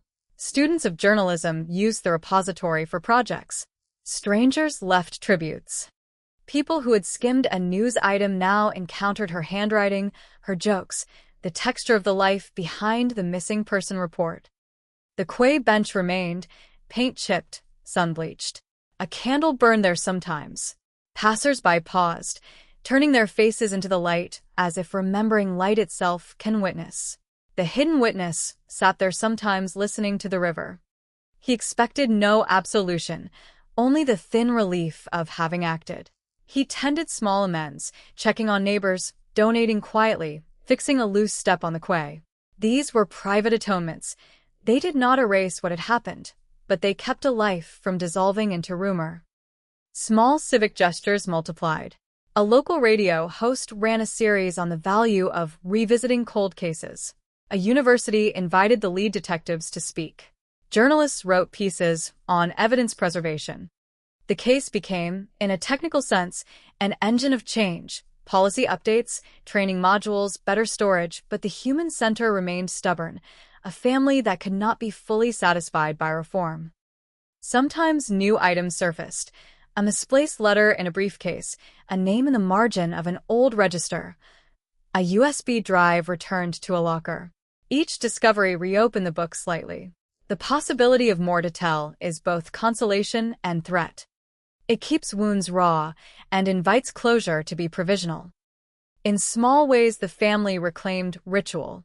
Each anniversary, they released paper boats on the Seine with notes folded inside. Friends read recipes she had scribbled in margins, and strangers sent postcards from places she'd wanted to visit. These acts were private insistences that life mattered beyond headlines. The mother began writing letters she never sent. The exercise steadied her. The legal system kept moving. Appeals, filings, motions, but human routines of care ran parallel. A neighbor who had once said nothing checked the mailbox for the mother and brought soup in winter. A young detective cited this file as his reason to study cold case methodology. He wanted to learn how detail can redeem loss. Small continuities formed a lattice that neither verdict nor grief could dismantle. The case moved from headline to touchstone. It appeared in training manuals and op-eds on evidence preservation. It taught a civic lesson: keep small things safe and speak when silence becomes complicity. Her name was spoken in community meetings and classrooms as a cautious invocation that refused to let her fade. The river still ran past the quay. At night, under lamp glow, the water sometimes held an image longer, as if it, too, remembered. Those who walked by slowed. They reached for a phone and called an old friend. Small gestures, perhaps inadequate, are how a city keeps someone from being swallowed entirely. Between verdicts and rituals, something lingers, a question that will not quiet, and the ache of people determined to remember. They say justice is a tidy thing. They are wrong. Justice arrives in elbows and paperwork, in mornings when your coffee tastes like defeat, and in afternoons when courthouse elevators smell faintly of bleach and old paper. The case that took her from the quay did not end with a single clean motion. It folded into lives like a stain on fabric, visible, impossible to fully remove. Months drifted into years, and the legal machinery kept it slow. exacting rhythm. Appeals were filed. Motions were argued. Evidence was re-examined by men and women who spoke in cautious, technical sentences. The language of law is meant to calm. It often does not. For those who had walked the dark on the city's behalf, each hearing felt like a second excavation. Paper displaced dust. New affidavits scraped at old seams.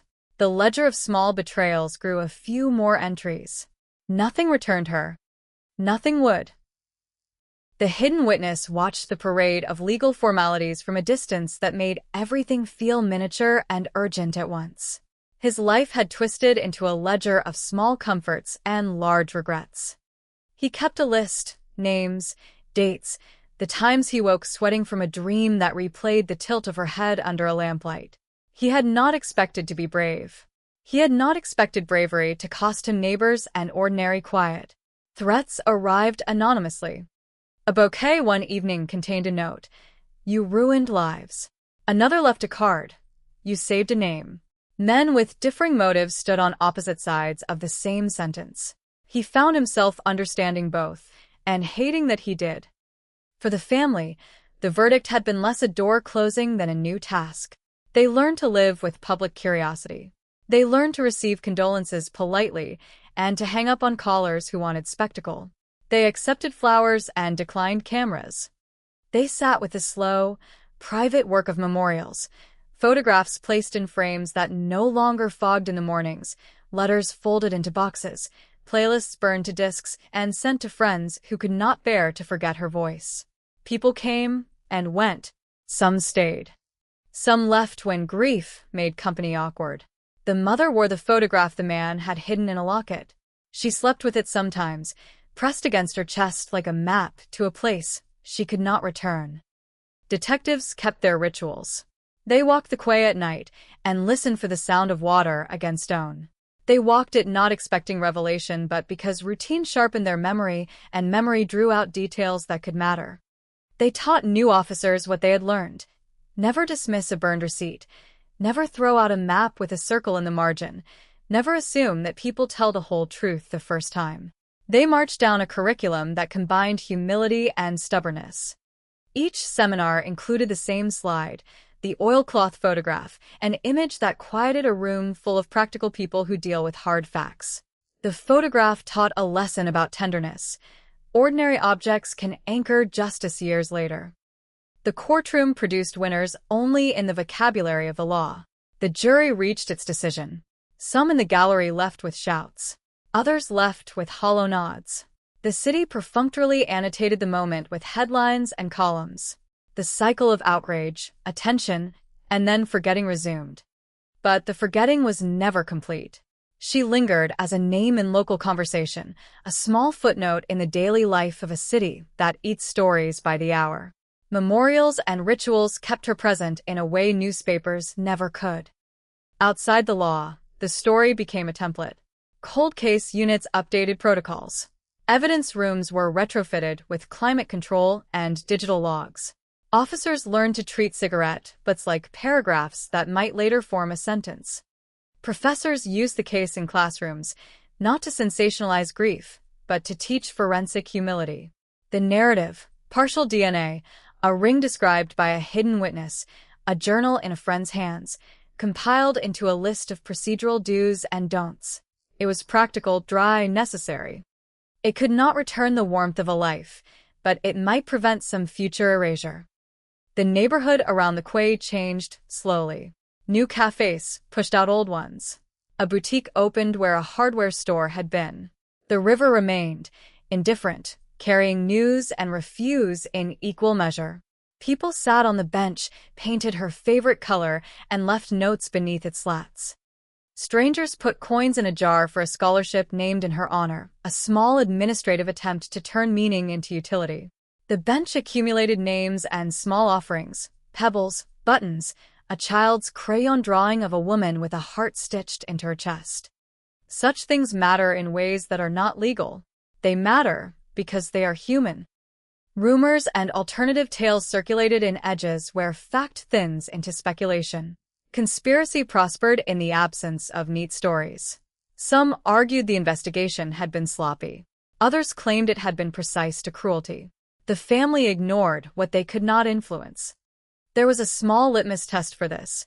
If a voice offered nothing but noise, it was not invited into the rooms where decisions were made. Grief selects allies with a ruthless efficiency. In the quiet hours, friends and close kin kept vigil for sanity, not for headlines. Years later, a box arrived at the detective's office, brown, taped, no return address. Inside, a single cassette tape from an era that had nearly vanished.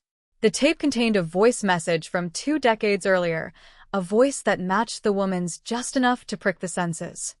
It was not a smoking gun. It was a memory preserved on magnetic tape, the kind you find in attics. The lab digitized it. Sound engineers coaxed out a phrase. The phrase itself did not change the verdict. It did something quieter. It threaded the past through the present and made the absence a little less abstract. The mother listened once and cried. She said the voice made her feel the woman had come into the kitchen again and poured tea. That is the strange power of small things. They do not alter the past, but they alter living memory. People who had been peripheral to the case found themselves pulled in. A young journalist wrote a long-form piece that folded interviews into a narrative neither sensational nor shallow. The piece hinged on the idea that time had changed roles, not truths. People who had once stayed silent now regretted it. People who had once been honest now felt exposed. The author was careful. He did not promise closure. He described the slow accrual of truth and the small compromises that make justice possible. Readers responded with gratitude, and the piece became a shared text for groups that met in living rooms to talk about what justice felt like beyond verdicts. Children grew up in the shadow of the case. Teenagers who once read a headline developed an adult curiosity. Some studied law. Some studied psychology. Some simply learned the art of compassion in a world that often lacks it. Neighborhood schools used the case to teach critical thinking, how to evaluate evidence, how to question stories that sound too neat. The case, in this unexpected way, became a civic lesson in discernment. The man, whatever the court recorded about him, became a complex figure in public memory.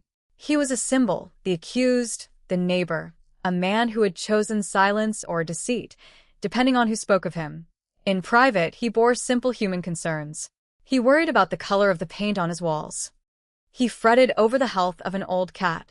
He remembered birthdays that no one would celebrate with him. Punishment, for him, was both public record and private erosion. He learned the peculiar loneliness of being a name on a list.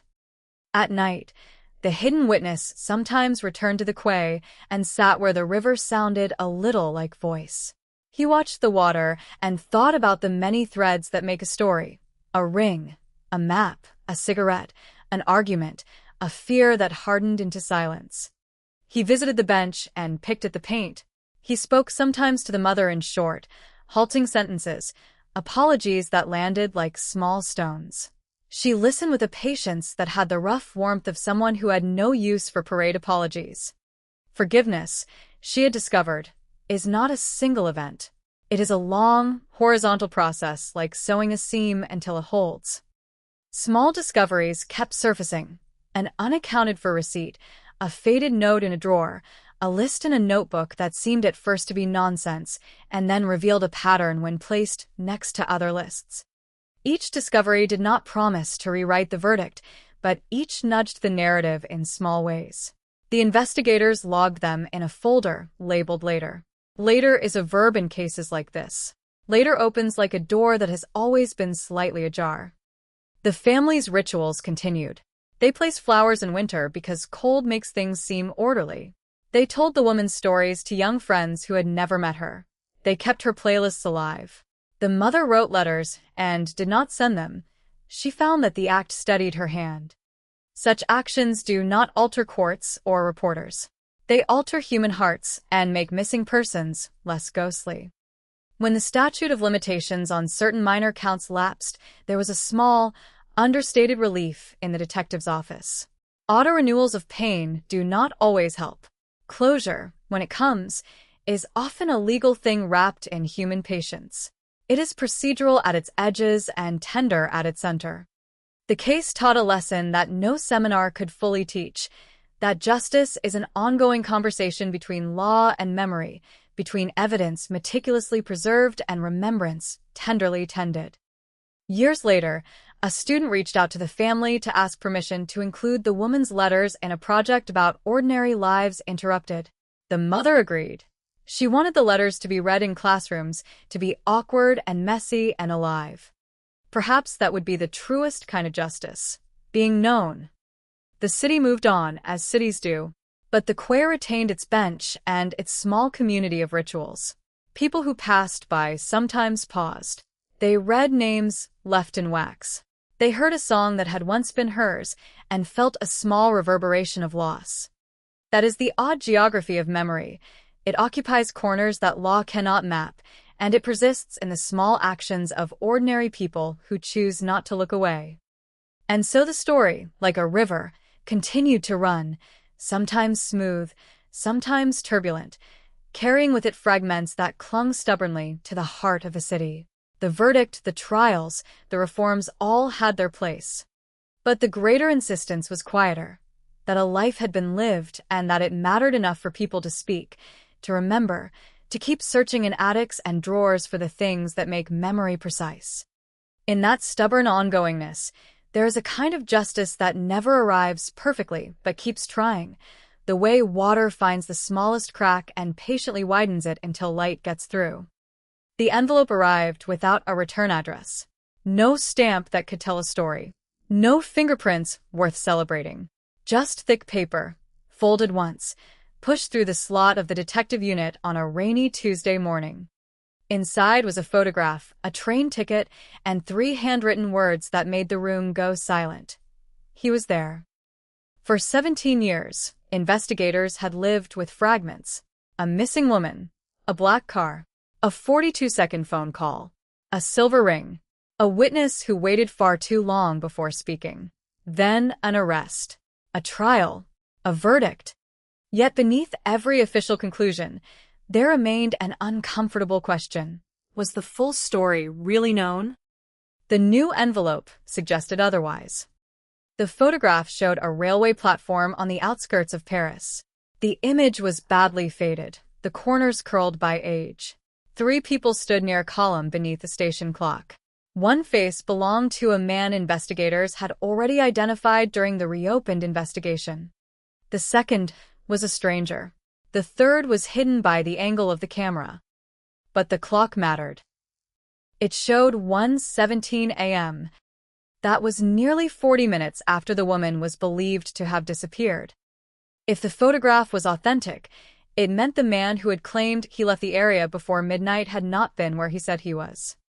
The train ticket made the discovery even more disturbing. It had been purchased with cash. Destination: a small town outside Paris. Date: the night she vanished. The detective holding the evidence stared at it for several seconds before turning it over. On the back was a number. Not a phone number. A locker number. The investigation had already taught them one brutal lesson. In a cold case, the smallest object can become the loudest witness. The locker was opened that afternoon. Inside, wrapped in newspaper and tied with faded string, investigators found a second envelope containing photocopies of bank statements, a handwritten address, and a list of dates spanning almost 20 years. Every date corresponded to an anniversary connected to the disappearance. The final date was circled in black. That date was only 3 weeks away.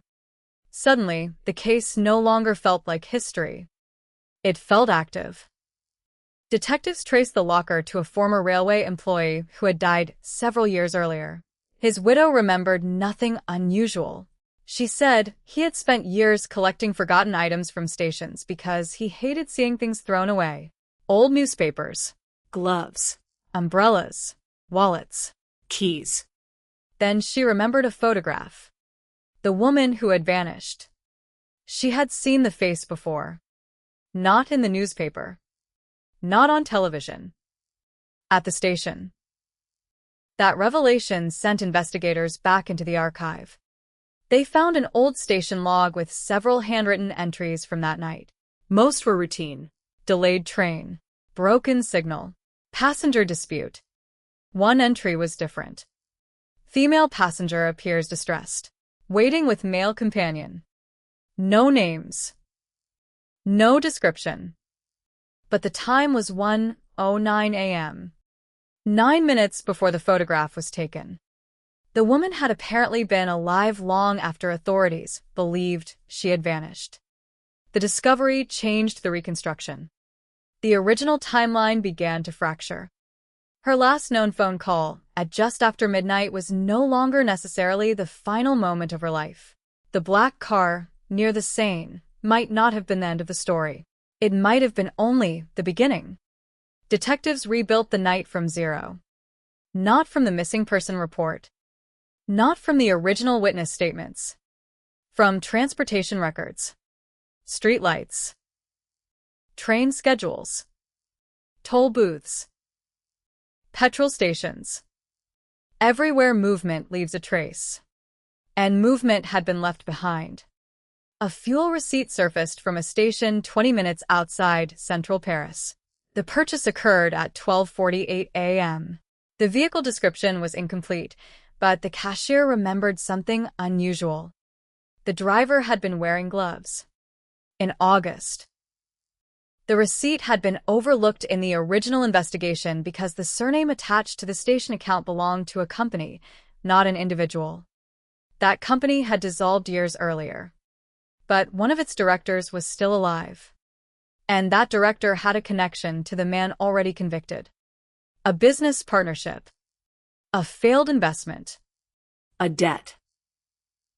3 ordinary words that suddenly carried the weight of motive. Investigators found financial transfers between the two men during the weeks before the disappearance. Not enormous amounts. Not enough to immediately suggest murder, but enough to show that their relationship had been far closer than either had admitted. The hidden witness had described only one man near the river. Now investigators suspected there had been 2. The second man was interviewed. At first he was polite, then irritated, then silent. He said he knew the convicted man through business. He said he barely remembered the woman. Then investigators placed the railway photograph in front of him. His face changed. Not dramatically. Just enough. A pause. A swallow. A glance at the clock on the wall. Then he asked one question. Where did you get that? That question became more important than anything he said afterward. Because detectives had not told him where the photograph came from. They had not told him about the railway locker. They had not mentioned the station employee. They had not even told him the photograph had been discovered. Yet he knew. Within hours, a search warrant was issued. Investigators entered his former property. The house had changed hands twice, but the basement had not. Behind a false wall, they discovered a metal box. Inside were old receipts, a key, several photographs, and a folded piece of paper bearing the same handwriting as the anonymous envelope. The message contained 6 numbers. A bank account. The account had been dormant for years. But when investigators traced the transaction history, something unexpected emerged. A cash withdrawal had been made 2 days after the disappearance. The account holder was not the woman. It was the convicted man. And the amount was identical to the value of a business payment he had claimed never existed. A secret transaction. A secret meeting. A secret witness. The investigation suddenly looked less like a single act of violence and more like a chain of decisions. Someone knew something. Someone concealed it. Someone else profited. And someone, somewhere, had spent 17 years afraid that the truth would eventually catch up. The woman's family learned about the new evidence through investigators. They did not celebrate. They had learned too much about hope. Every new clue carried a cruel possibility that answers might come, but never enough of them. The mother listened quietly as detectives explained the railway photograph. Then she asked one question. Was she alone? The detective could not answer. Not yet. Because the photograph showed 3 figures. And one of them was still unidentified. The search expanded beyond France. Railway records pointed to a neighboring country, a temporary apartment, a hotel room booked under a false surname, a rental vehicle. Each clue appeared disconnected until investigators aligned the dates. Then the pattern emerged. The woman may have been taken to the outskirts of Paris before being moved again. The original investigators had searched along the Seine because that was where the last confirmed sighting occurred. They had been looking in the wrong direction. The new theory pointed away from the city. North. Then east. Toward industrial land, abandoned warehouses, and forgotten service roads. A search team returned to an old property that had once belonged to the business linked to the 2 men. The building had been demolished years earlier. Only the foundation remained. Ground-penetrating radar was used to cross the site. At first, nothing. Then a rectangular anomaly appeared beneath the soil. 20 feet long. 6 feet wide. Too deliberate to ignore. Excavation began before sunrise. Workers removed layers of dirt while investigators stood behind the barrier, watching every shovel of earth. The first discovery was a rusted metal frame. Then fragments of fabric. Then a small piece of jewelry. Silver. Worn thin. Found beneath the soil in a place no one had searched in 2003. The hidden witness had described the ring. The family had identified it. But one question remained. Was it hers? Forensic testing began. And while the laboratory worked, investigators returned to the railway station. They found an elderly former employee who had never been interviewed during the original investigation because he had been working another shift. He remembered the night. He remembered the woman. And he remembered something that contradicted the entire case. She was not afraid of the man. That sentence hit the investigation like a hammer. The woman had not been dragged. She had not been forced onto the train. She had walked beside the man. She had spoken to him. She had trusted him. That trust became the darkest part of the story.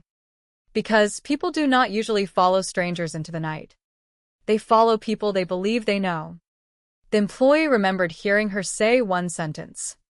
"You promised you would fix this." Investigators froze. Fix what? A debt? A document? A relationship? A secret? They searched the old business files again. This time they found a connection to a missing financial ledger from 2002. The ledger had documented payments to several clients and government contractors. Some entries were legitimate. Others were not. The woman had worked in an office that handled part of that accounting. She may have discovered irregularities. She may have confronted someone. She may have threatened to expose what she found. The theory developed slowly. Not murder for passion. Murder for silence. A woman who knew too much. A business relationship built on fear. A second man who helped hide the truth. And a witness who spent 17 years carrying the weight of what he had seen. The forensic laboratory delivered its report just before midnight. The silver ring belonged to her. DNA material recovered from the jewelry contained biological markers consistent with the missing woman and another individual. A partial match. Not enough by itself to prove the crime, but enough to connect the ring to the scene. Then the laboratory reported one more finding. Fibers attached to the ring matched material from a jacket recovered from the convicted man's former vehicle. The vehicle had been destroyed years earlier, but a small portion of its interior lining had been preserved during an unrelated inspection. One thread. 17 years. One thread capable of changing everything. Investigators now had a stronger timeline, financial evidence, witness testimony, physical evidence, and a second suspect whose behavior had raised new questions. But there was still one missing piece: the identity of the hidden photographer, the person who had taken the railway picture. Police traced the original camera. It had belonged to a tourist from Belgium who had returned home shortly after the disappearance. The man had never known what the photograph contained. He had stored the film in a box for years. Then his family scanned it. That was how the image emerged. A random photograph. A forgotten frame. A face caught in the background. The detective team traveled to Belgium to interview him. He remembered the station. He remembered taking photographs. And he remembered the woman. "I thought she was waiting for someone," he said. Then he described the man beside her. He had blood on his sleeve. Silence filled the room. The photograph suddenly meant something else. It was no longer evidence that she was alive.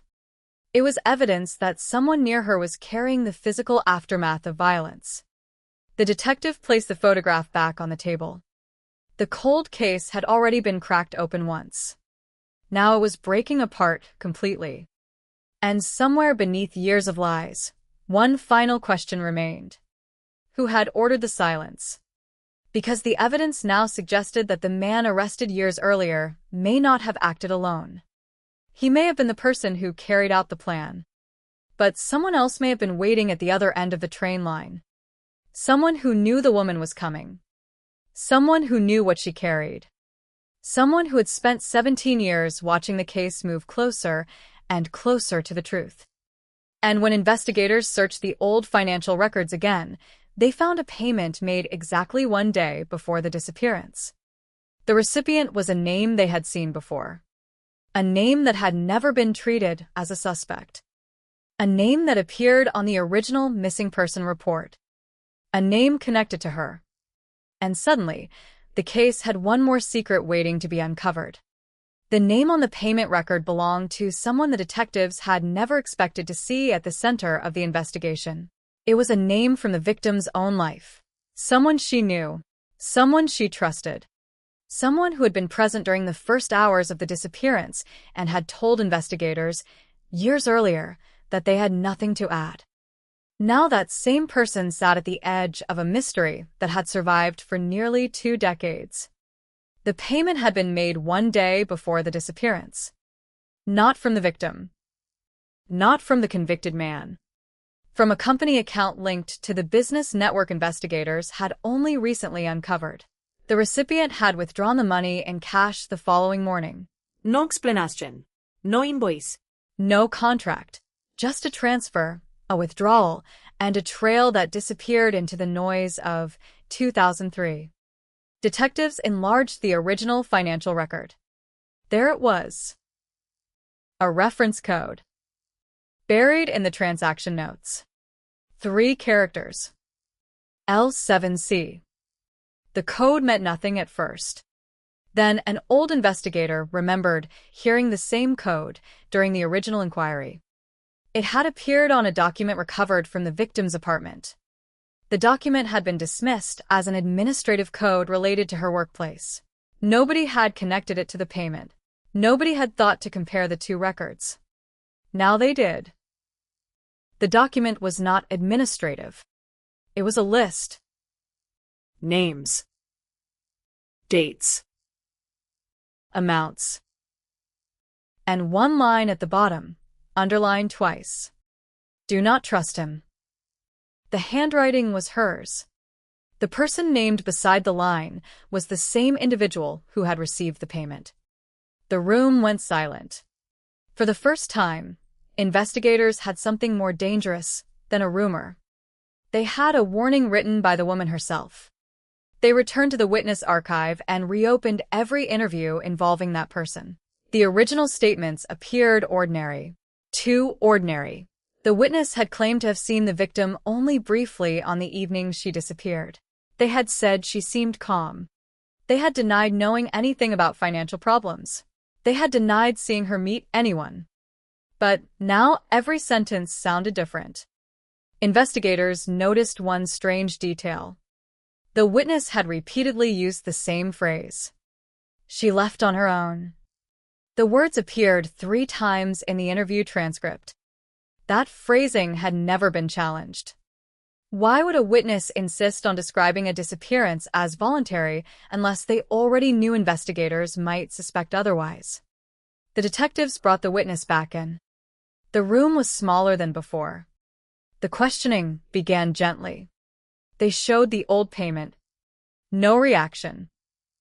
They showed the document. A longer silence. Then the photograph from the railway station. The witness looked away. That was the moment investigators knew the old story had finally cracked.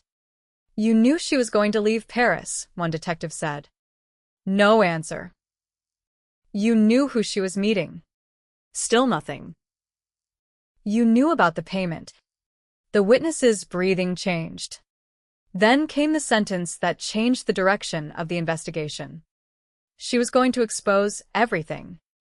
The witness did not say what everything meant. But detectives now had a theory. The woman had discovered something inside the company network. Financial fraud, false invoices, hidden payments, names of people who could not afford exposure. She had gathered copies of documents. She had confronted someone. And somewhere in those final days, the threat had become serious enough to force a meeting. The woman believed she was going to solve a problem. She may have walked directly into a trap. The witness finally admitted receiving the payment, but insisted it had nothing to do with murder. It was for information, they said. What information? The answer came slowly. She wanted to know who was paying him. Him. The same man investigators had arrested. The same man whose name had been connected to the hidden witness, the railway photograph, the physical evidence, and the mysterious payments. But now a deeper question surfaced. Who was paying him? That question led investigators into archived company records that had never been digitized. Boxes were pulled from a warehouse. Dust covered everything. Contracts. Invoices. Employee files. Handwritten notes. Old fax records. One folder contained a sequence of payments made over 12 months. The recipients were different. The account numbers changed. But the source remained the same. A holding company. And that holding company belonged to a wealthy investor whose name had appeared nowhere in the original homicide file. The investor had died 6 years earlier. But before his death, he had built a sprawling business empire across France and Belgium. One of his companies had held a small contract connected to the victim's workplace. The financial records suggested the woman had discovered something that could have threatened the entire network. She had not simply found one dishonest employee. She had found a system. That changed the possible motive completely. The disappearance might not have been spontaneous. It might have been planned. Investigators mapped every person connected to the hidden payments. The map became frighteningly large. Accountants. Managers. Drivers. Consultants. Security workers. A former executive. And one name appeared again and again. The second man from the railway photograph. He had once worked for the company. Officially, he had resigned before the disappearance. Unofficially, his name appeared in internal correspondence for months afterward. He had continued receiving payments. Cash payments. Unrecorded payments.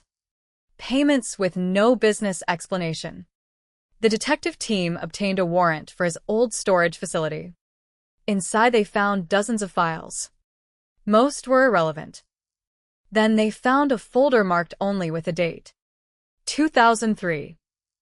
Inside was a handwritten note. Meeting moved to station. No location. No name. Only the date. The date of the disappearance. Beneath it was another line. Make sure she brings the copies. That sentence changed the emotional temperature of the case.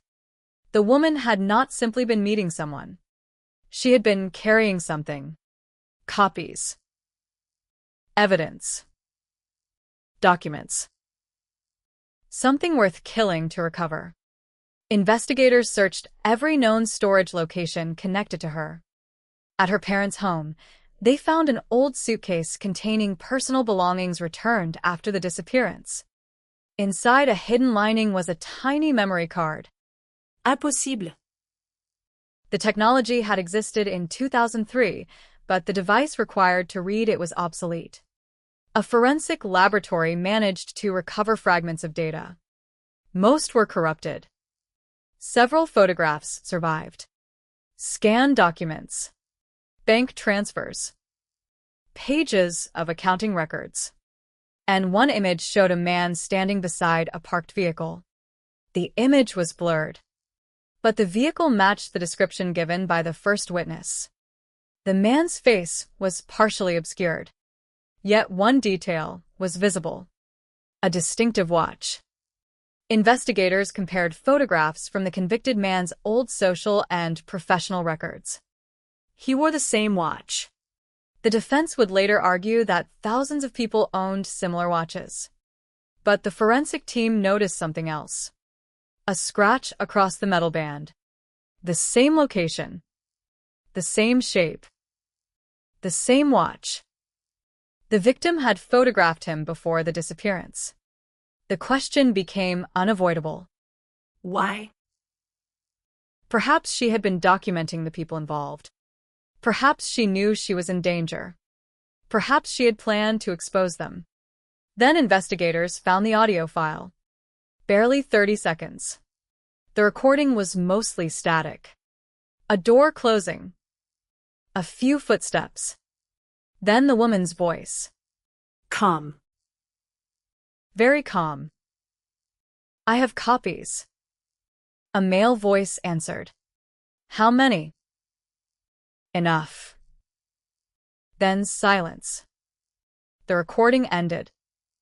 Investigators replayed it dozens of times. They studied the background noise. Traffic. A train horn. A station announcement. Then they identified the acoustic signature. The recording had been made near a railway line. Not the Seine. Not her apartment. A station. The hidden witness had been telling the truth. She had reached the station alive. And she had not gone there by accident. The man arrested years earlier was likely one of the people waiting for her. But who was the second man? The image from the railway station provided the answer. Investigators compared the unidentified figure to old corporate photographs. The match was not immediate. The face had changed. The hair was different. The weight had shifted. But the posture was unmistakable. It was a former senior executive. A man who had publicly claimed he had never met the victim. A man who had left France shortly after the disappearance. A man who had spent years living abroad. He was found in a coastal town under a different surname. When detectives arrived, he was already elderly. He did not run. He simply looked at the officers and said something that chilled them. You finally found the station. The words were not a denial. They were recognition. During questioning, he denied ordering anything. He denied killing her. He denied knowing what happened after the meeting. But when investigators showed him the audio recording, his face changed. He listened once, then asked them to stop. The detectives asked why. He answered, because after that night, everything went wrong. That was the closest thing to an admission they had heard.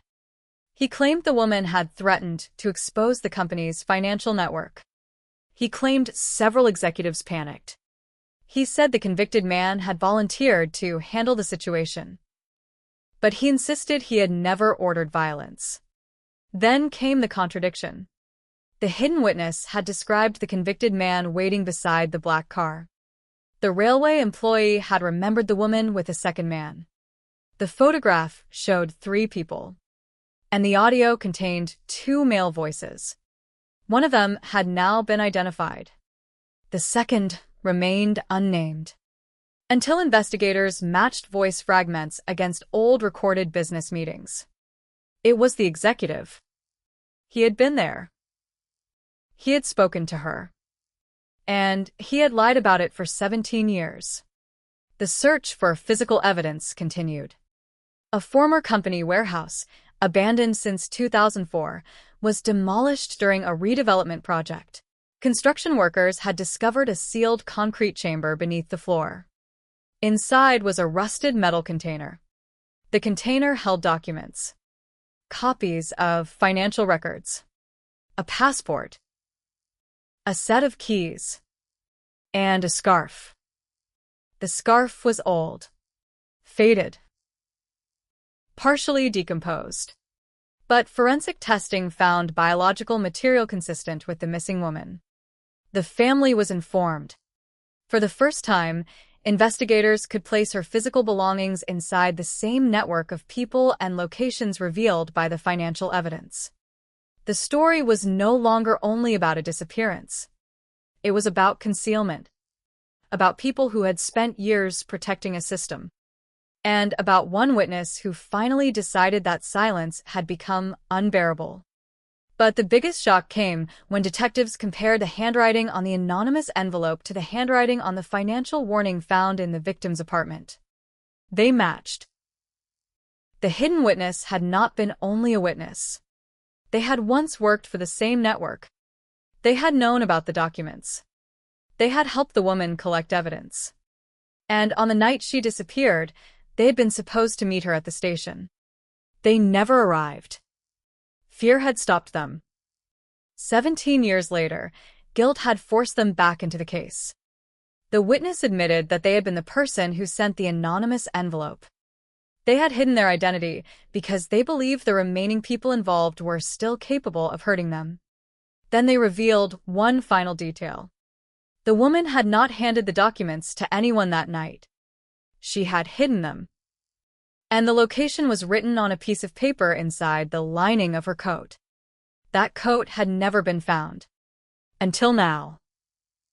A storage auction outside Paris had yielded a box of abandoned clothing.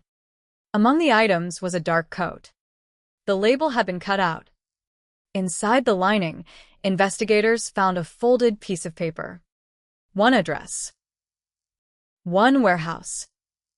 One date. And beneath it, 4 words written in the woman's handwriting. If I disappear, look here. The detectives stared at the address. It belonged to a building that had been demolished years earlier. But its underground archive still existed. And somewhere beneath the rubble, there might still be the one piece of evidence capable of answering the question that had haunted Paris since 2003. What really happened after she stepped into the car? Because after 17 years, the investigation had finally reached the place where the victim herself appeared to be waiting. And this time, she had left directions. The underground archive had survived longer than the company that built it. Beneath a warehouse district that had been transformed by redevelopment, beneath concrete and steel and layers of dust, there was still a section of the old structure that no one had bothered to destroy. The entrance was sealed behind a wall built during renovations.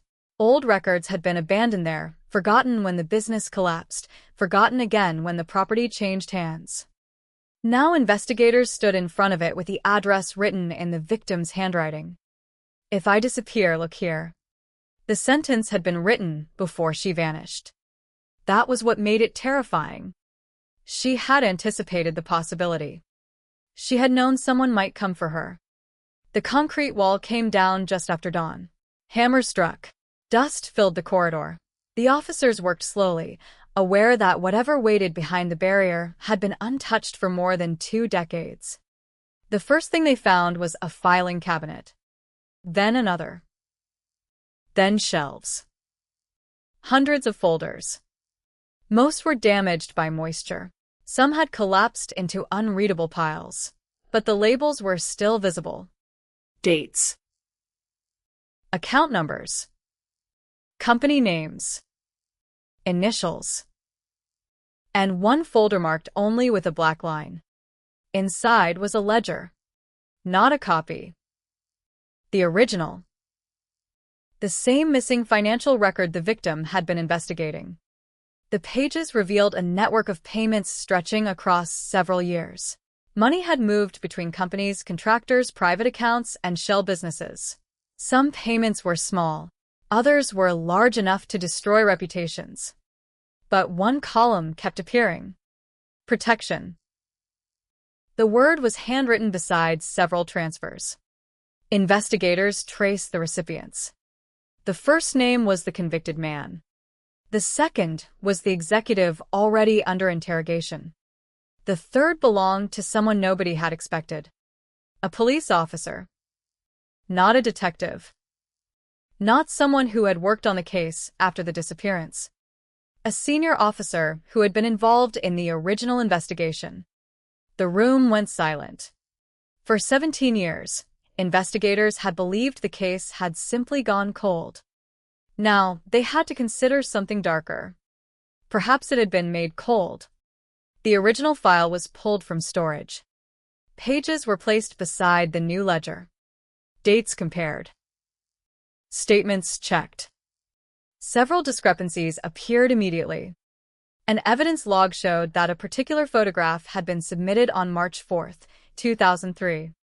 The official record said it had been destroyed after being deemed irrelevant.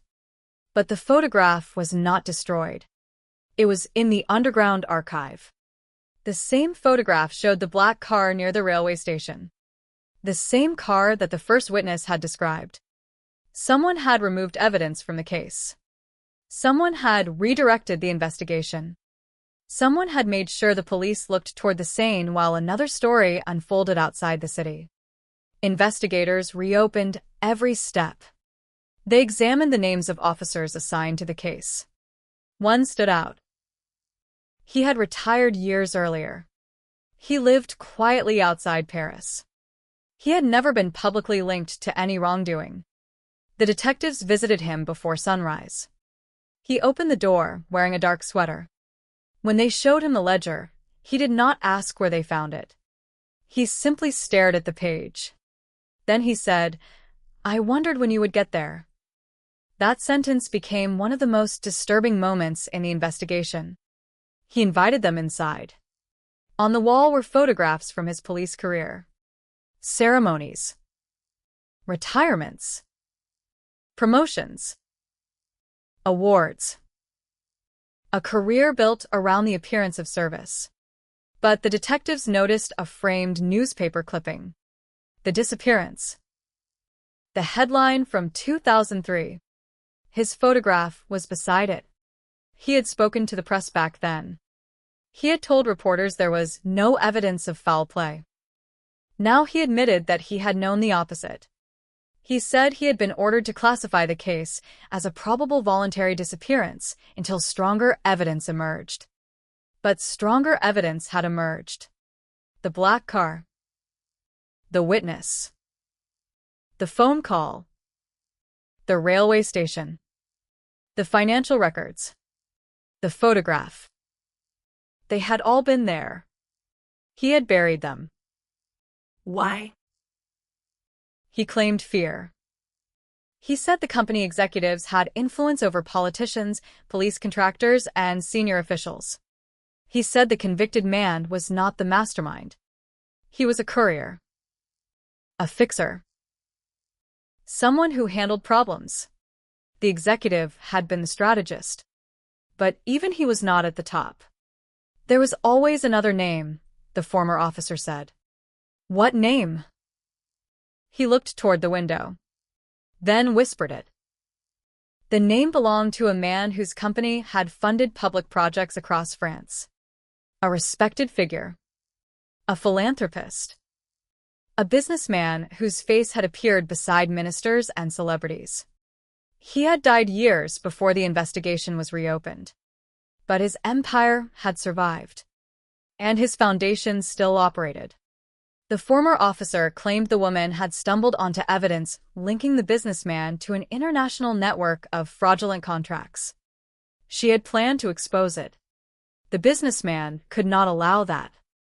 According to the officer, the meeting at the railway station had been arranged under false pretenses. The victim believed she was meeting someone who could explain the financial records. Instead, she met three men: the convicted man, the executive, and a driver. The driver was never identified until the officer said one more sentence. He was one of ours. A former police contractor. Someone assigned to transport officials. Someone who knew roads outside Paris. Someone who could move a person without attracting attention. Investigators immediately searched transport records. The contractor had died in 2008. But before his death, he had owned a farmhouse in rural France. The property had been sold after his passing. The new owners had found nothing unusual. Yet investigators noticed a detail in the old deed. A basement had been sealed. No explanation. A search warrant followed. The basement door was hidden behind a wooden wall. When officers broke through, they found an empty room. Almost empty. There was a chair, a rusted lamp, and a patch of floor where the concrete appeared newer than the rest. Ground-penetrating radar detected an anomaly beneath it. Excavation began. At first, nothing. Then a plastic container. Inside was a handbag. Old. Damaged. The contents were still recognizable. A wallet. A key. A notebook. And a small cassette recorder. The family identified the handbag immediately. It had belonged to her. The notebook contained several pages of handwritten observations. Names. Dates. License plates. And one sentence repeated 3 times. Do not trust the police. The discovery changed the meaning of everything. She had suspected corruption. She had not simply feared the men pursuing her. She had feared the people she would normally have turned to for protection. Investigators examined the cassette recorder. The battery compartment was corroded, but the tape survived. The audio was faint. There was the sound of a car door closing, a man speaking, the woman answering. Then another voice, a police voice. Give us the documents. Her answer was immediate. No. A pause. Then the voice again. You don't understand what happens if you refuse. Her breathing changed. I understand perfectly. The recording ended. The investigators replayed it. Again. Again. The former officer listened to the tape in silence. Then he admitted something else. He had been at the station that night. Not officially. He had arrived after receiving a call from the businessman's organization. He said he had seen the woman alive. He had seen her taken from the station. And he had done nothing. Why? The detective asked. The former officer looked down. Because I thought she would come back. She never did. The revelation spread through the department before the public heard a word. The cold case was no longer about one murder. It was about institutional corruption, evidence suppression, financial conspiracy, and a woman who had tried to expose a system powerful enough to make her disappearance look voluntary. The prosecutor's office prepared new charges. The executive was arrested. The former officer was arrested. Search warrants were issued against properties connected to the old financial network. The original convicted man, already serving his sentence, was brought back for questioning. For the first time, investigators confronted him with the underground ledger. He stared at the pages. Then he laughed. Not loudly. Almost sadly. You finally found it. The detective asked him who ordered the killing. He remained silent. Was it the executive? Nothing. Was it the businessman? The man lowered his eyes. Then he said, he wasn't the one giving the orders. Then who was? He looked toward the interrogation room camera and said a name. A name investigators had never placed inside the case. A woman. Powerful. Influential. Still alive. She had managed the businessman's private affairs. She had controlled the payments. She had arranged meetings. She had communicated through intermediaries. And according to the convicted man, she had been the person who ordered the woman removed. Detectives searched her records. They found the original payment. The same amount transferred the day before the disappearance. The account belonged to her. A second payment had been made after the disappearance. A final payment 3 weeks later. Then nothing. The trail ended. She was questioned at her residence. Elegant. Calm. Prepared. She denied knowing the victim. Then investigators placed the ledger in front of her. Her expression changed. Not shock. Recognition. She knew exactly what the ledger was. She knew exactly where it had been hidden. And she knew the name of every person in it. But she still denied ordering anything. Then the prosecutor placed the silver ring on the table. The same ring found at the old warehouse. The same ring linked to biological evidence from the victim. The woman stared at it. For several seconds, she said nothing. Then she whispered. She should have known better. It was not a confession. But it was enough to change everything. The investigators pushed harder. What should she have known? No answer. Who told you she had the documents? Silence. Who ordered you to stop her? Her lawyer interrupted. The interview ended. But the damage was done. The hidden witness was brought back. The elderly former officer gave a formal statement. The executive agreed to cooperate. The convicted man provided names. And suddenly the case that had spent 17 years buried under silence was alive with testimony. Evidence flowed in from every direction. Documents. Financial records. Audio. Photographs. DNA. Witnesses. The woman's own notes.